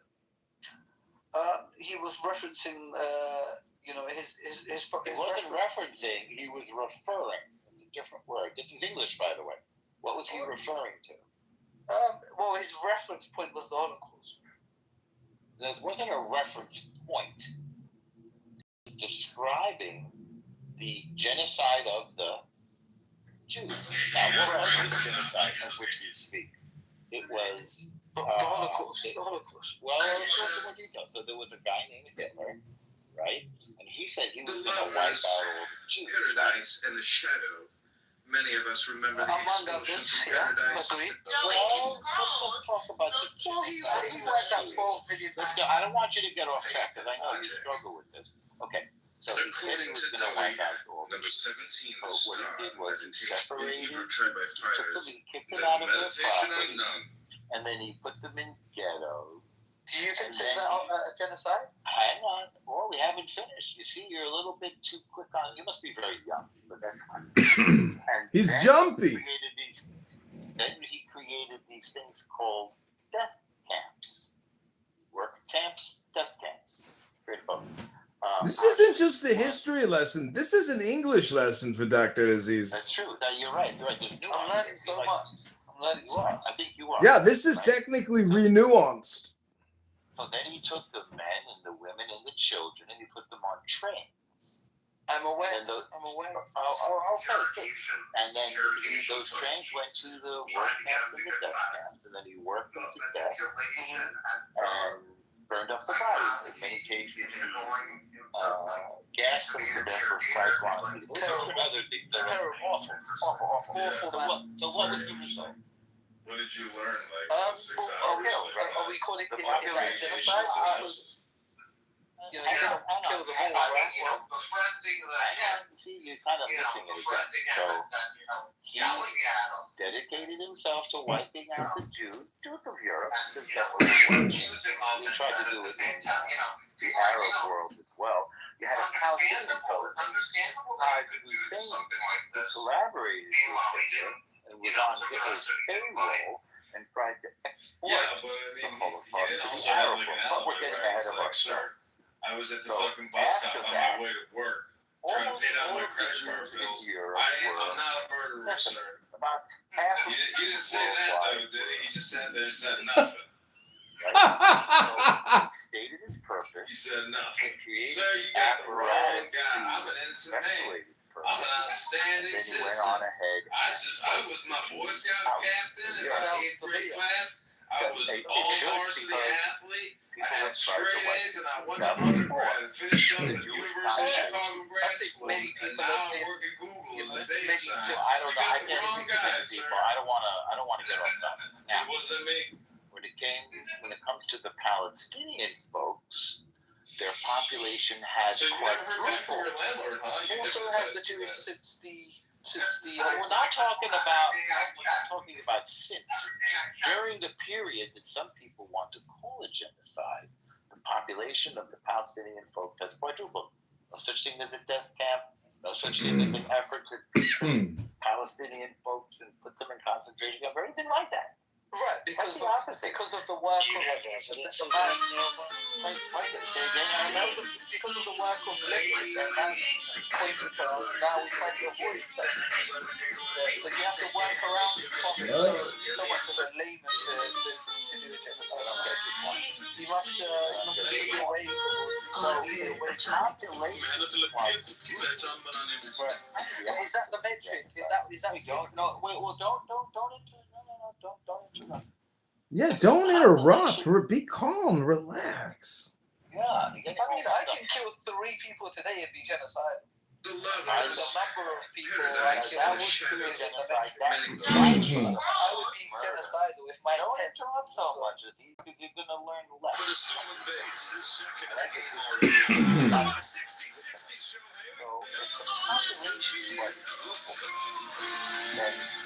Hard to call it a genocide, right? Well, it's not one at all, is it? No, it's an option. Well, that means it's not a genocide. It's like saying I want to win the Super Bowl, but you just don't win the Super Bowl. I mean, you're still trying. Nobody said they wanted It doesn't mean you're not an NFL. It doesn't mean you're not an NFL. Aziz, you're very So if the intelligence says we want to give people right, we want to live in peace with our neighbors, and then they told us privately, and you have an ethnic living in the country that's flourishing, that's middle class, that lives better, in fact, than that ethnic outside the country. It would be a very far-fetched thing to say that there was a genocide going on with those people, right? Kind of the opposite. Free healthcare, schooling. They're participating in the life of the country. Hard to call it a genocide. Sounds to me like civilized government. Democracy. What do you think, Aziz? Oh, that's like saying, Is it too nuanced for you, Dr. Aziz? I'll explain. It's nuanced. Now, I don't want you to make an analogy. I'll explain. Deal with the facts. I'm going to deal with the facts. I like abstract thought, it helps us understand things. In this case, I think we should start with the facts and then we can do the abstract. Okay, we'll start with the fact that, so the fact is the population has not decreased. Is that what we're dealing with over the 75-year period? The population has quadrupled. Quadrupled, okay, so So, and that would essentially be the justification that it isn't a genocide because the population has increased, right? Is that what we're saying? Just for clarification. It's one of many factors. Again, it's not a justification. Give me another it's one. Called evidence. Give me another fact, though. The fact that, for example, this ethnic group has been integrated fully into the life of the nation and participates in all acts. Free health. Like the Native Americans in America. Go slow. Well, no analogies. Let's deal with the facts. Well, it's parallels, not an analogy. No, I don't think it does parallel. No, I don't think it does parallel. No, by the way, Just stop interrupting, Aussies. This is too nuanced for you. Just be patient. Listen. Watching in real time is a mind being short-circuited. That's why the interruptions. So you want to be shocked, Aziz? The Native Americans recognize Jewish indigeneity in Israel. Did you know that? It's an amazing. Are they a monolith? That's beautiful, Dr. Nomo, and quite nuanced. Can you explain the nuance to him of that? I don't even think he listened to you or heard what you said. Where did you get that opinion from? Ironically, it's not an opinion, it's a fact. So all of them?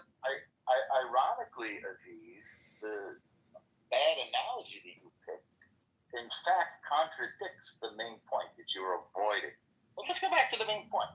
So, do you think Israel has the ability to wipe out some ethnic group? Let's not say who it is. Does Israel have that ability? I believe so, yeah. I believe so too. And yet, Israel does everything it can to avoid doing precisely that. Did you hear, by the way, that there were 1,000 humanitarian aid trucks entering Gaza every day during this war? Something that not a lot of people knew, but I did. Well, apart from the areas where they blocked. Do you think? Well, how long were those periods? I mean, 1,000 trucks. Would you consider that as 2 million a day? So, do you think if you were committing genocide, you'd send 1,000 trucks a day? Well, there's usually the justification for yes that it isn't a genocide because the population has increased.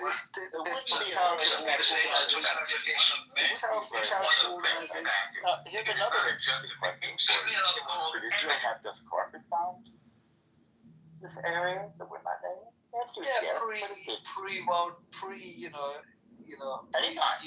UN creating like a international justice system. Could have done it Maybe like pre-World War II, like pre-World War I, less. Dr. Nomo, I hate to interrupt you and Dr. Aziz, but Shabbos is here. I must be on my way, and God bless you all. May peace, happiness, stillness, and joy enter all of your hearts and minds tonight. God bless all. Take care. Ta-ta! Take care. Shabbat shalom. For example, did you know that the United States carpet bombed Iraq? Yes. Yeah, 1 million innocent civilians actually died. We don't know. We don't know exactly. No, I think that's an underestimation. But was that a genocide? Well, that one, we have to look into. I mean, I think it was indiscriminate. It's a yes or a no. It was not a genocide to answer your question, Norm. But I would like to remind you that Israel did annihilate an entire way of life for Palestinians living in Gaza, meaning that the entire society has been deemed uninhabitable. Like the entire Gaza has been deemed uninhabitable, and so that also plays into the term of genocide, including the fact that when way of life is what we're talking about there. But again, this is what happens in a war that Israel didn't shoot, a war that Hamas started, and a war that could have been ended at any minute with a phone call. You can't. There's no such thing as a genocide you could end with a phone call. I think wars are usually between typically sovereign nations or real. Wait, Dr. El Noma, I just wanted to remind you to make sure you let them know about the nuance of the whole entire your evidence and your point. It's very nuanced, Dr. Noam, and I don't know if Aussies understands how nuanced it really is. What? What do you say?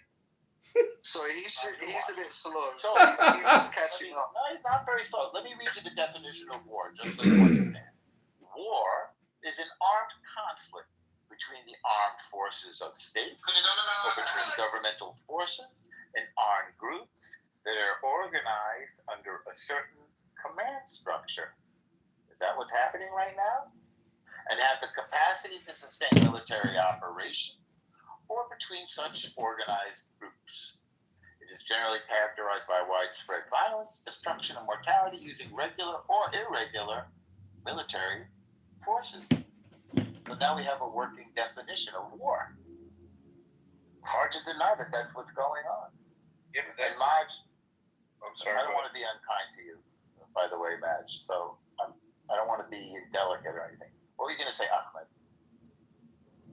No, I was going to say something, but if you were going to continue, go ahead. Well, people like to warp words, and then it becomes difficult to communicate. And by the way, if you can't communicate, you can't build a society. And you can't get along. If you say blue and you really mean red, then we're never going to be able to work things out. But go ahead, Ahmed. Okay, so would you say that what's happening in Gaza and what happened in Iraq are wars? Of course, by definition. So that's great. Don't you know that there are rules for wars? There kind of are, and there kind of aren't. Okay. I mean, definitions also are kind of aren't as well, because they don't always stick. I don't agree with that. I mean, war, it's very clear what a war is. So let me give you an example. If you have a war between two sides, and one side is playing by one set of rules of war, and the other side is playing by a different set of rules of war, then are there any more rules? Well, that's the thing. Hey, something in... Yeah, that's the thing. There's only two types. The one that the United Nations came up with, rules of war. Yeah. So there's one type where it follows the guidelines that the United Nations set. I mean, let's forget the Islamic rules of war. Let's stick with the big modern day secular stuff. I'm not familiar with that. Okay. So what's it called? Because the Torah has some rules of war too, but we weren't talking about those. Oh, okay. Yeah, I don't know. I'm just into theology a lot these days, so it's come up a lot for me. But so we have the UN rules of war, and then we have anything else. Okay. And those are the only two that matter, because if anything deviates from the UN rules of war, then it's considered... Dr. Ahmed, I think you might have a listening problem. Did you hear El Normo read the definition of war? It's regular and irregular. There's no room of debate here. We've already defined the term. Let's move on into coexistence, please. You ever hear the term bringing a gun to a knife fight? I don't know what he's... Wait, let me just clear this up. I thought you were talking about rules of war, and I was going to say that because you mentioned that, one side's fighting with different rules of war and one side isn't. I was going to say that it doesn't matter what rules you may claim Hamas is fighting with.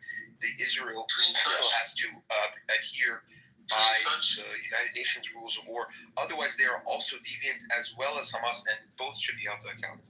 But if Israel holds to the United Nations, this is the last point, sorry. But if Israel does hold to it, then they are faultless. Then they are in that situation infallible.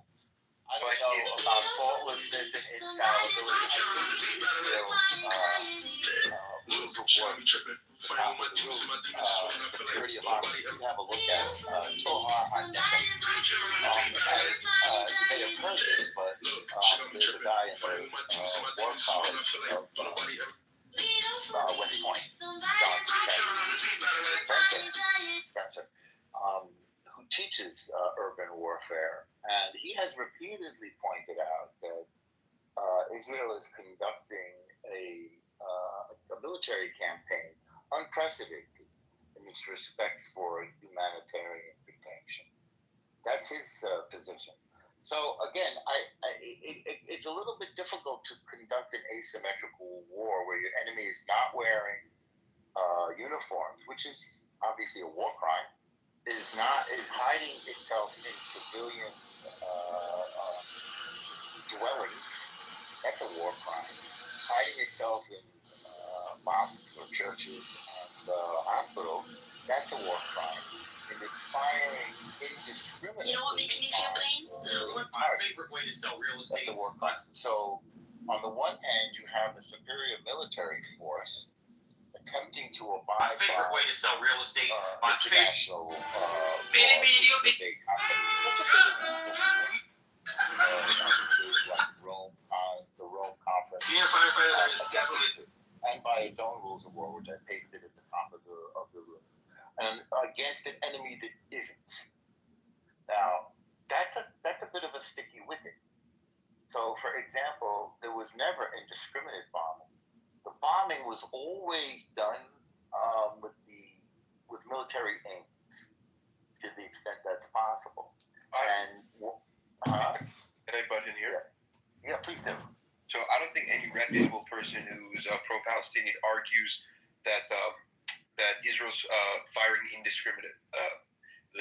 It has been said that it's indiscriminate bombing. It's no one gives a shit what half the people have to say because half the people are dumb, right? Let's be real here. What the real people are arguing here is that okay, sounds good. What's it called?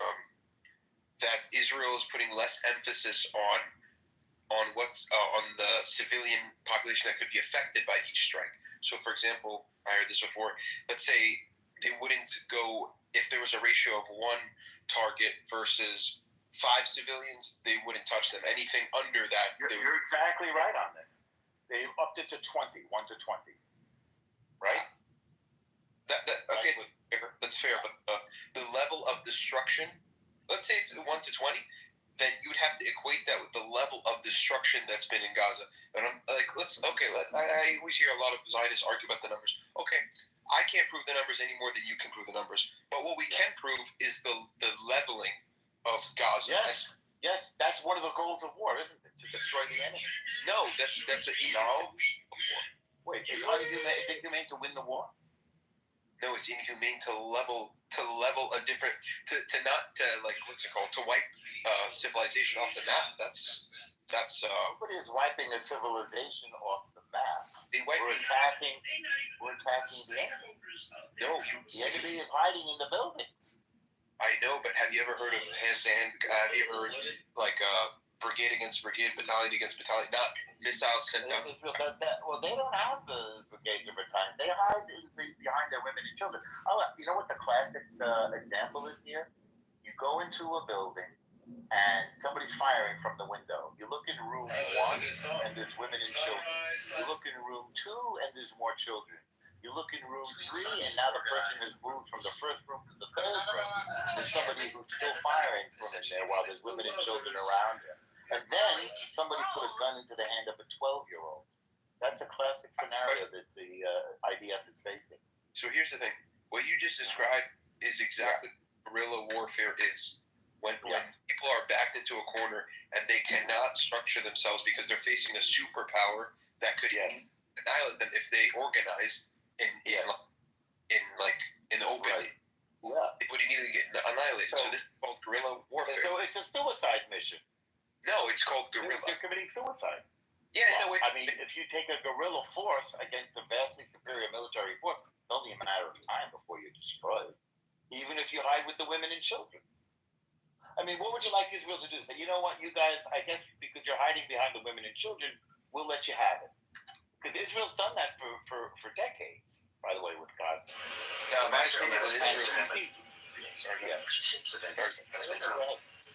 going to say, I don't know what Israel should do right now because Israel has been a political snowball rolling since 1948, and to say Israel should just stop and think of what it should do next is a ridiculous suggestion because it's been a snowball since 1948. Like slowly. I don't understand that statement. Like for example, what I'm saying is it's knee deep in water. To ask it to get out. What's the water? The water is enmity with the surrounding area. For example, because not the surrounding area. It's one group of people. Yeah, it's the Arabs of the region who lived in that thing which we're calling Palestine. Who are considered brothers by you realize Jordan is 50% descended from Palestine. Lebanon. I heard it was more. Yeah, because a lot of them immigrated there after 1948. Or maybe they're indigenous to there. Oh, brother, come on, man! Don't say that. Why not say that? You really going to go into the definition of that there is no Palestinian and all that? I didn't say that. Well, when you question something like that, it indicates you want to go down that path. When I question something like what? The identity of Palestinians. When you bring that Jordan is an artificial construction. Oh, it includes. Okay, so it also includes some of what I think people were trying to argue once upon a time was quote unquote Palestinian land, whatever that is. See, here's the thing. I mean, maybe I'm all vocal minority about this, but here's the thing. Once again, you shouldn't give much of a shit what half the knuckleheads in the world have to say. You should care about what the vocal, the intellectual minority has to say about these things. I don't think if you knock some sense into any Palestinian out there, they couldn't care less whether the land was called Israel or Palestine. All they care for is to be treated well, so they can keep you know what I mean? So they can go to school and marry their loved one. Hello? And they do that in Israel, don't they? They do. They do, right? They sure do. Isn't this what everybody always wanted for them? Most of all. Doesn't everybody want the same thing? That's great, but what about the West Bank? They're under military law. They don't get treated. Okay, all right. The sweet and. Let's talk about the West Bank a little bit. So, 1948. What happens? What you call it? We call it Judea and Samaria. What happens in 1948? What's the chat say? What's it called? It's like that There's a one big thing. scare of Zionist militias going around I terrorizing thought you were done with towns. Clubhouse, you turd. A lot You of addicted man. This is a drug team. It's like because they heard practically. of the horrors that happened in other towns, and so they moved. Okay, I imagine that's part of the story. Can't I remember was who's thinking John of May Doe. 14th, 1948, Israel declares independence. From right? Independence from Britain, independence from okay, that makes sense. Arab domination, independence. We declare a state. Okay. People always say from them. So the Brits left the day before, by the way. So, and on May 15th, what happened? A lot of you don't know. No, I'm not familiar with the exact dates. No. The Arab-Israeli War. That happened the day right after. Yep. Oh. Yep. So 5 Arab armies attacked 5 countries: Syria, Iraq, Saudi, Lebanon, Jordan. There were also a Pakistani militia. Where's our friend Aziz? And a Palestinian militia. So 7 armies altogether. And they lost, and Jordan took Judea and Samaria. Did you know that? Yeah, I know that Jordan occupied the West Bank or Judea and Samaria. Well, it's hard to know if it's an occupation or not, because who else ever owned that land or ran that land or had sovereignty there? The Ottomans, briefly in a mandate, but there was never such a thing as a Palestinian country or anything, or a state or anything like that. But that's the thing, though. Like, Britannia was the name of the island from which the country of Britain was formed on, but it was called Britannia before there was a country. You know, the same way. So does that mean that it wasn't Britain, right? It was just a region, like the Alps. Yeah, exactly. Yeah. So that's why. Yeah, so like you can't bring into question the identity of the people who lived there. They were called the Britannians. We're not talking their identity. We're talking sovereignty. Whose land is it? Not identity. Nobody did. You could call people whatever you want. You could call them. You know. In fact, as far as I know, and maybe Mads wants to contribute on this. Brother Magick looks Palestinian. He looks Palestinian with his. The people of the Arab folks of that region, they identify with their. Dr. El Normo, can't we just ask Ahmed, do you want coexistence, Ahmed? Come on, man. Let's be honest here. You haven't heard my calm voice, and I'm talking to you guys. I'm the coexistent type. Don't ask me that question, man. You should have assumed it. Really? A little bit. He's playing a character, but I could tell from your voice. I could pick up on it. Okay. He's playing a character. It's okay. Okay. No, You got triggered. You got just a little triggered. But don't trigger him deliberately. You got a little gaslit. A little. Brother, go take your what is it called when you have the wine? The first sip of wine. You want me to make a kiddish? Take your kadosh. Take your kiddish. It's not kadosh, it's kiddish. I'm sorry. By the way, he's not really. What should I say? I don't have Down syndrome, as you maybe have led to have been believed. Moshe. He's playing a character, though. Okay. Yeah. But it's an entertaining one, and he's funny, and he's a good guy. Oh, okay. Yeah, he's coming from an unusual place. Like, okay, so no, that's all I was going to say. So the question then arises, whose land is it? It's like Jordan. Sorry, go ahead. Well, there's Jews there, and there's Arabs there. Both. Yeah, I would say I'm Muslim, but Muslim beliefs aside, the secular belief is a secular democracy of sorts. You know, that's fair, right? Yeah, we have that in Israel. Yeah. So why not include the West Bank in that? Well, I don't know. I think we're heading in that direction. We never really knew what to do with Judea and Samaria. Remember, originally it was supposed to be a Palestinian state, and it's not clear to me why that never happened. I don't get it. I don't know if they ever really wanted it. I guess, like you and I can speculate about it. I imagine you're not an Arab person.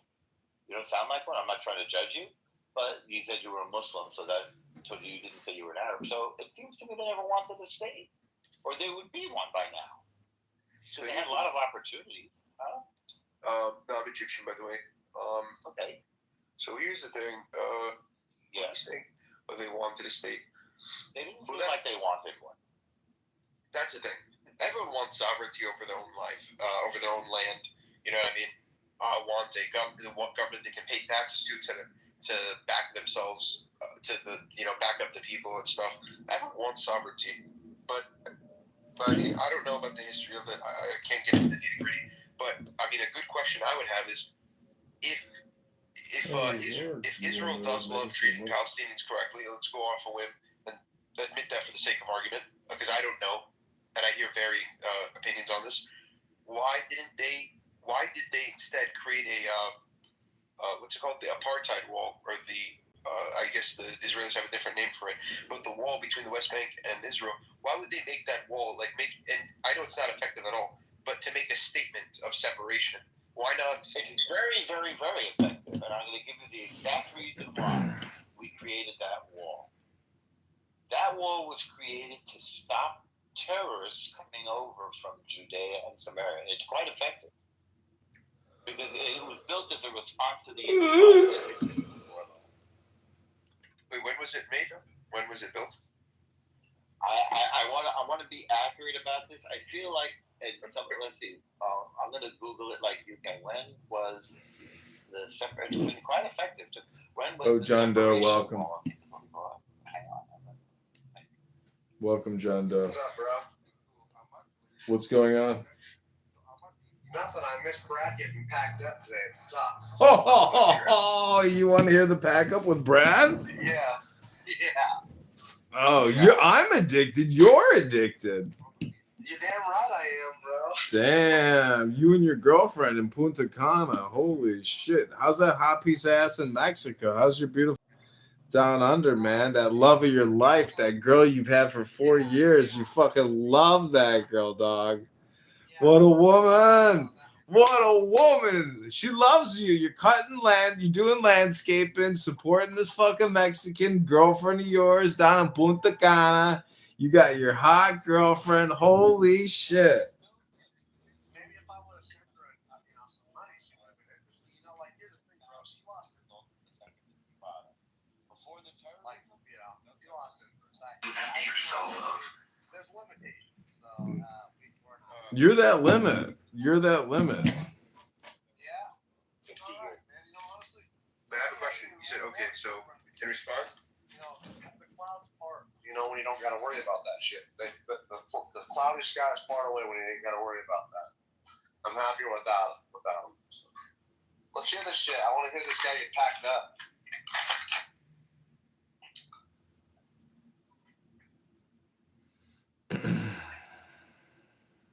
Well, you're gonna have to buy me a set of ribs if you want to hear the pack up. I'm charging slabs of ribs now, dog. How many lawns did you cut today? Can you spare some ribs? I know you cut a lot of lawns today. It's spring season. Oh shit, we don't have any. Is that Dr. Sasha in the audience? We don't cut any grass. I mean, there's some people do, but I do hardscape.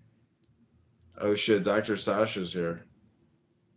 Dude, cut grass, man. That's where the fucking money's at, bro.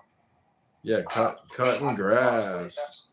That's how my boss made all his money. No overhead, dude. No overhead. One team. No boss, overhead. Schedule, fucking no, not a lot of overhead. You just have a well, I mean, put in 25 grand, and then just through charisma soak up all the contracts. Do a fucking Charisma contracts. That's my favorite advice. Charisma No, contracts. seriously. Well, I mean, if you don't have it, if you can't sell, like you can do free work. Well, you're right, though, man. That's how my landscaping company I work for is. That's how they made all the money. So they're like millionaires. Anyways, Taro has low dopamine, so he's getting bored. So we got to be exciting. Let's dance like a fool. Dance like a fool.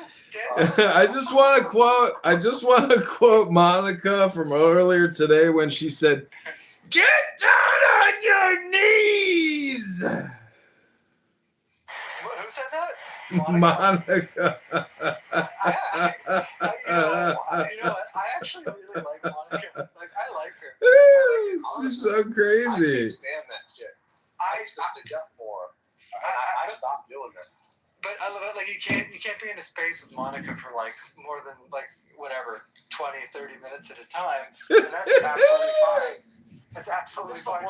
She's not gonna be your best friend, but like she can like, and she messes around, in a very like faux like, oh, I'm such a virtuous lady, but I know she's full of shit. But I don't know. There's something I find something very endearing about her. I don't know what it is. This is what drives me nuts about her is that she's got Stockholm syndrome. People that treat her the worst on this app, she defends like Brad. Brad treats her like dog trash. Oh no, she doesn't like that at all. Well, no, dude, she does. Trust me, because when I doxed him because he was talking about raping my little kid and my sister and threatening to kill me, so I was like, it wasn't even doxing him. He has all of his information already public on X, and it's all linked. So I was just trying to fight him, and they tried to say that I doxed him, and he played the victim. And Monica came to his defense. Oh, that's dangerous. That's wrong. But yeah, I know. That's the point. Like, I want to find him and fight him because he thinks that it's okay to talk about raping children and raping women and stuff. I mean, like, he's horrible when he gets mad. Maybe. And she just sticks up for him. It's crazy. Like, look. I don't put it past myself, and I'm sure John, if that's the real name, doesn't. To embody a lot of different characters, just because it's exciting to do so. So maybe that's an explanation. And I'm more psychologist Sasha than Dr. Sasha Taro, John. So get your. Listen, like you said earlier, you're boring me. We need to speed this up a little bit. Get the dopamine moving. I'll follow your lead. I'm trying to bring drama. I'm trying to do whatever, dude. Like, what else? Dr. John, first of all, you have a pink ticket. Cash that in, and then go to your friend invite list, share it with people, and invite the room. I'm getting ready to play the top roast of the week. Well, hold on a minute, man. I'm shopping right now. I can't even stop right now. Holy shit! I'm the guy you call like Dr. Sasha when he's in the car. He's like, oh, I gotta talk to somebody. Maybe I'll go on Clown House and talk to Edmund. Dude, you do the same shit. Okay, don't even act like that. Also, I don't have to command him, and if I did, you know exactly how it ended up. He would be going home in a body bag with a flag draped coffin, and people could have their tears. But nonetheless, he wouldn't be walking this earth because he served under me. He would definitely have, quote, an accident, end quote. And that would be very, very well assured. And I don't really fucking care that this motherfucker has an opinion one way or the other. I don't need it. And if he really needs validation from other people, because I know he loves fucking your dick,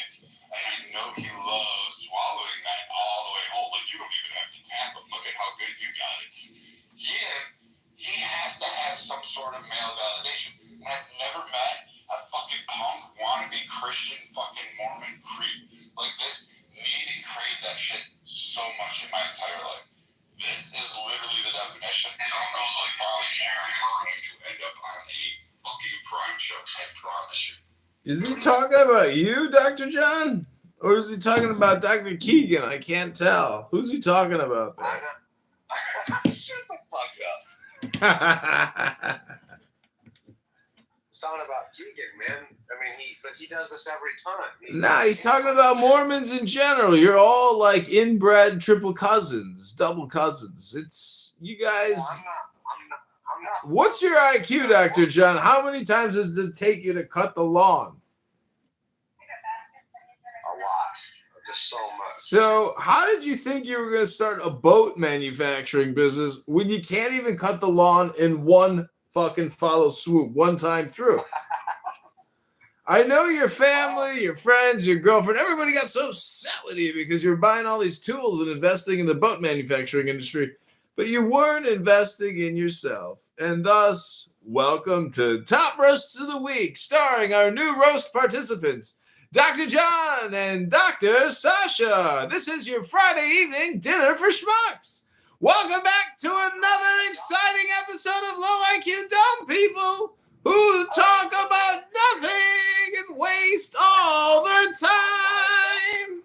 Welcome back to my show here in Chicago, where I will be featuring two new participants, two real dumb motherfuckers who waste all their fucking time, Dr. John and Dr. Sasha. Welcome back to the show, Dr. John and Dr. Sasha. Yes, this is a new show. It's called Reversing the Dumbass Motherfuckers That Waste All Their Time on Clubhouse, starring Taro, Edmund, John, straight from Chicago, right up your ass, motherfucker. The guy who sits here all day on Clubhouse. It's crazy, dude. What is with your compensating projection, bro? I think it's great. I think Clubhouse is doing But yeah, I know we're both thinking that, but you guys should be really cautious about that. And again, you're talking about my behavior. You got one whose wife is going to Africa to get gangbanged. You have another one who's chasing the fat fucking Muslim girl named Abiyaba all around the app, and she's acting like this. And his wife is fucking leaving him. These guys, you want all... Okay, hold on, gentlemen. I'm going to give you your first roast clip of the week. I give you Brad versus Diogenes and Keegan. But yeah, I know where both of these guys live. You guys should be really cautious about that. And again, you're talking about my behavior. You got one whose wife is going to Africa to get gangbanged. You have another one who's chasing the fat fucking Muslim girl named Abiyaba all around the app, and she's acting like this. And his wife is fucking leaving him. These guys, you want all of this fucking drama, you want all your personal lives going up there. That Diogenes, that cow of a wife fucking being brought up, she's the size of Monica. It might as well be Monica. You can bring them all up our stage, dude. We could have this like Brad battles them all at once or goes wrong. They still can't win. They haven't won in 4 years.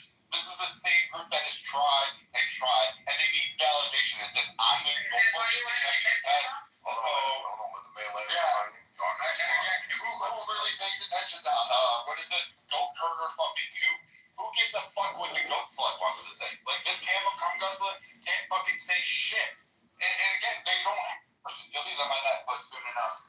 But yeah. Damn, Brad packing them up. That was our first pack up of the night. We've got others. We're going to get to Jazzy, Diogenes. Welcome back, Dr. John, Dr. Sasha, to another exciting episode of my little podcast that I like to call Low IQ Dumb People Who Talk About Nothing and Waste All Their Time. That's you. You live on this app, bro, and you record people's conversations. That's the lamest shit ever. Welcome, Dr. Sasha. Do you want to introduce yourself? My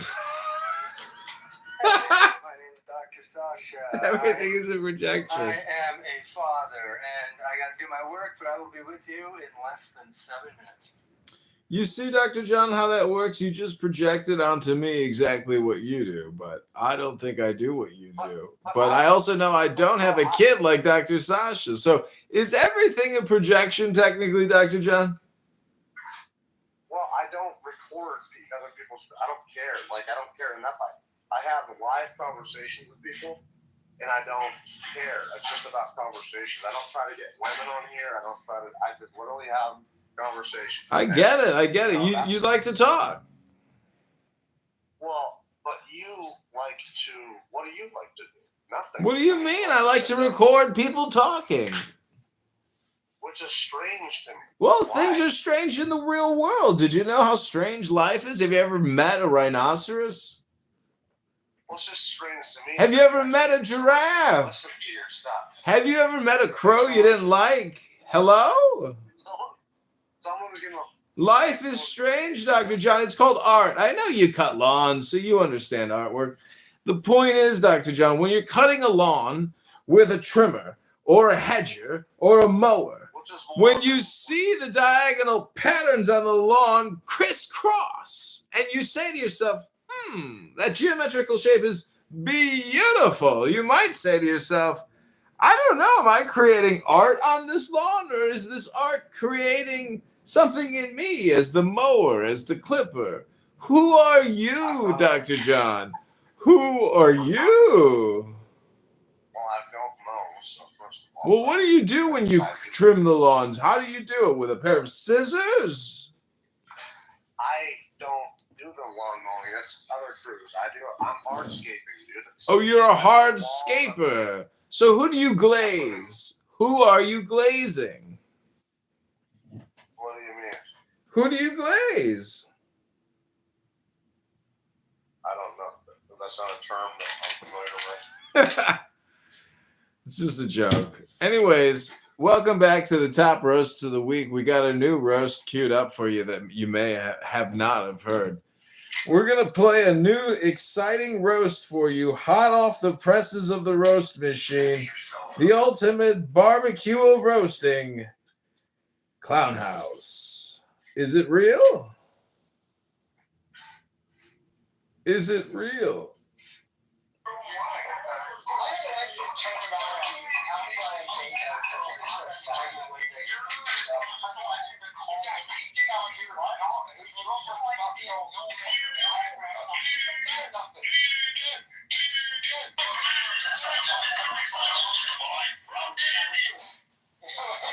Here's the thing, but I don't get why you have to act this way. Like, we all can make jokes and stuff, but Brad takes it like to the extreme. He can't actually. Like, he's the guy in the locker room. He's the guy that we go in the locker room.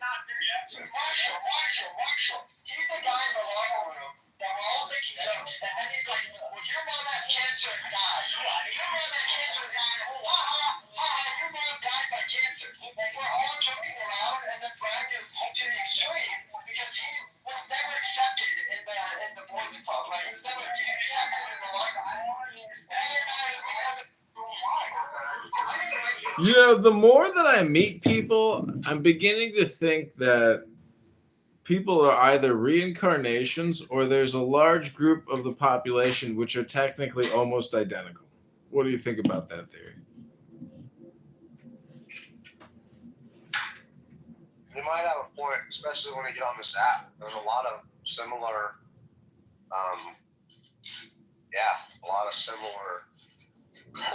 especially when people get pissed off and upset. You know, I think the green bean phenomenon is definitely the biggest trait, where they turn into tyrants and then they get jealous and there's a power dynamic over the green bean. I don't give a fuck. Wait, therefore, it is. Yeah, but you don't read books. I know. I use the internet. I don't need to read books. You don't. Digital now. So what's 100 times 1,000? Quick, give me the answer. Go ahead. What's 100 times 1,000? I'm not a mathematician. Okay. You don't need to know math to speak English. What is 100 times 1,000? Go ahead. You're gonna be wealthy one day when you figure this one out. Okay. What's 100 times 1,000? 100,000. 5 zeros by 1. What's 100 times 1,000? 100,000. 100,000. You speak English. We can converse and communicate. Amazing. Wow. You do know multiplication and math. It's just called English, right? It's words. Words. What are we going to do? What are we going to do? I don't want to play any more roasts. Characters on this app, dude. That's right, including yourself, Dr. Boat, Dr. John. When are you going to build your foot? Oh, Dr. Don is here. Don, welcome to the Swinger Soiree. I hope you brought your 38 and a martini, dry, blue cheese olives. I'll make a boat so your fat ass can hang out in it, okay? I'm going to go to the gym today and work out extra hard on meditate on what you said to me. I doubt that, bro. You eat ribs and stuff and hang out on Clubhouse. And are you actually fat? No, I'm a big man, but I'm not fat. What are you, I think he is fat. 6'2", 100. I'm 6'3", 220. Oh, geez. Do you have a lot of muscle? Yeah.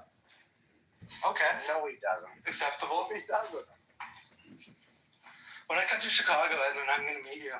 You're not going to meet me. I'm going to talk to you on Clown House and laugh at you for wanting to meet me. Why would I want to meet you? You don't have a tight pussy and any money. Because I think we can have interesting conversations. You're about to say something else. No, it's not. Yeah. Okay, I gotta fucking. Exactly. I put my kids. I put my two boys to sleep. I gotta get a little fucked up. Oh, come back. The party's just getting started. I'm ordering a pizza. I ate a pizza today. It was magnificent, but I'm not a fat ass. I got to place my order for the pizza. Actually, I think I'm going to go to the gym and then place the order for the pizza. I don't know. Why would anybody go to the gym at like midnight? Because there's nobody there. That's what I was saying. He's you know that, right? He's full of shit, right? You know that, right? He's definitely Dr. John, listen. Yes. Yeah, John. Obviously, he's full of shit. That's his thing. That's what makes it exciting. I'm a bullshit artist. That's why the only one there's only like 10 people in Clubhouse that love him. But that's okay. I'd say 10, not 11, 10, not 9. I mean, the fucking roast. Look, if you can't fucking look, this is gonna become a roast of John. John, if you're not open-minded enough to love the roller coaster, you're a fucking normie. Then you're an archetype of another person. Roast it, cook it, give me some coleslaw and beans. Let's get this show started. Roast. What you do when you have a little child that's like a year and a half, you fucking throw them into the pool. You just throw them in. Who cares? They'll be able to swim. This is what you need to do to yourself. You need to just jump into the void and swim with us on the same wavelength. And if you can't do that, roast.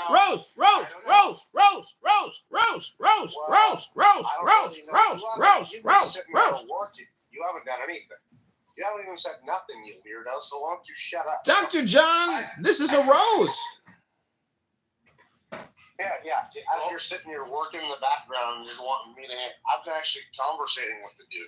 You're conversating. I was gone for like 11 minutes, okay? Maybe it felt like an eternity to you. While we were talking, folk. And I just jumped in. I helped you with the math answer, okay? You give me acknowledgement. I helped you with the goddamn math answer. He asked me 100 times 1,000 is. No, you were a fucking deer in a headlight. You were a deer in a headlight. You were like, does that matter? Does that matter? You fucking stole my answer, but I don't care. I just want you to learn from it. 100 times 1,000. 5 zeros plus a 1. What is that? Like 100,000. It doesn't matter. This is so stupid. It's like a clown show. Did anything in school? Pi. R. What's the last one? Come on, I can't give you all the hints.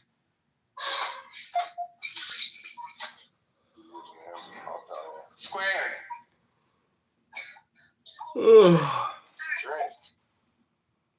Okay, let him finish his checkout at the grocery store. I don't want to hear no beeping.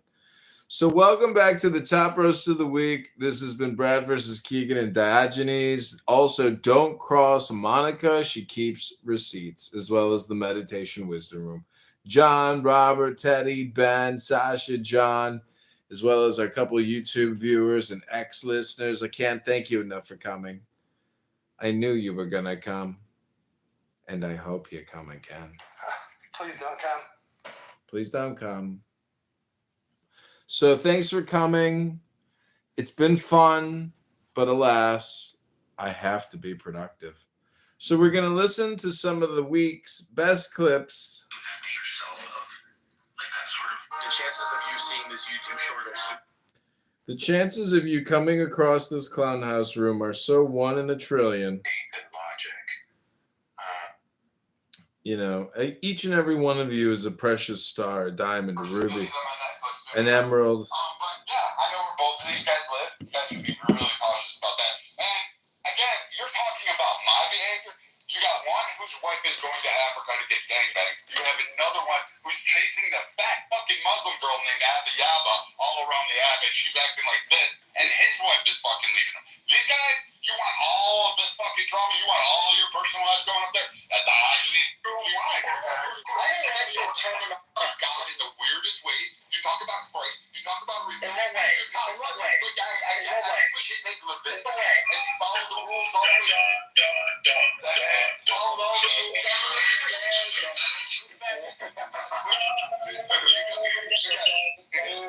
You guys are. And Brad is the male feminist, right? Brad is the I will defend the hose. And the reason why they do this again is for the hope that these women will then accept him. And it's the same. I mean, it's the same point that a lot of men do on how can we get women to sleep with us? That's the whole idea, right? How can we conquer this woman?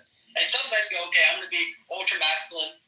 I'm going to show that I'm very masculine. And then some men go, I'll be masculine by defending women and by defending them even if they're being whores and they have whorish behavior. So that's Brad. Brad is the male. Needs to have my approval for. He's not going to get it. I don't depress people. There is a very to walk with the sea and drown himself, and then I am the balance between victory and foundation. That balance I preserve by ceaseless meditation upon mine own nature. Only because I never forget myself doth the creation continue. The seeds of existence spring from my self-contemplation. That self-contemplation is a great silence. For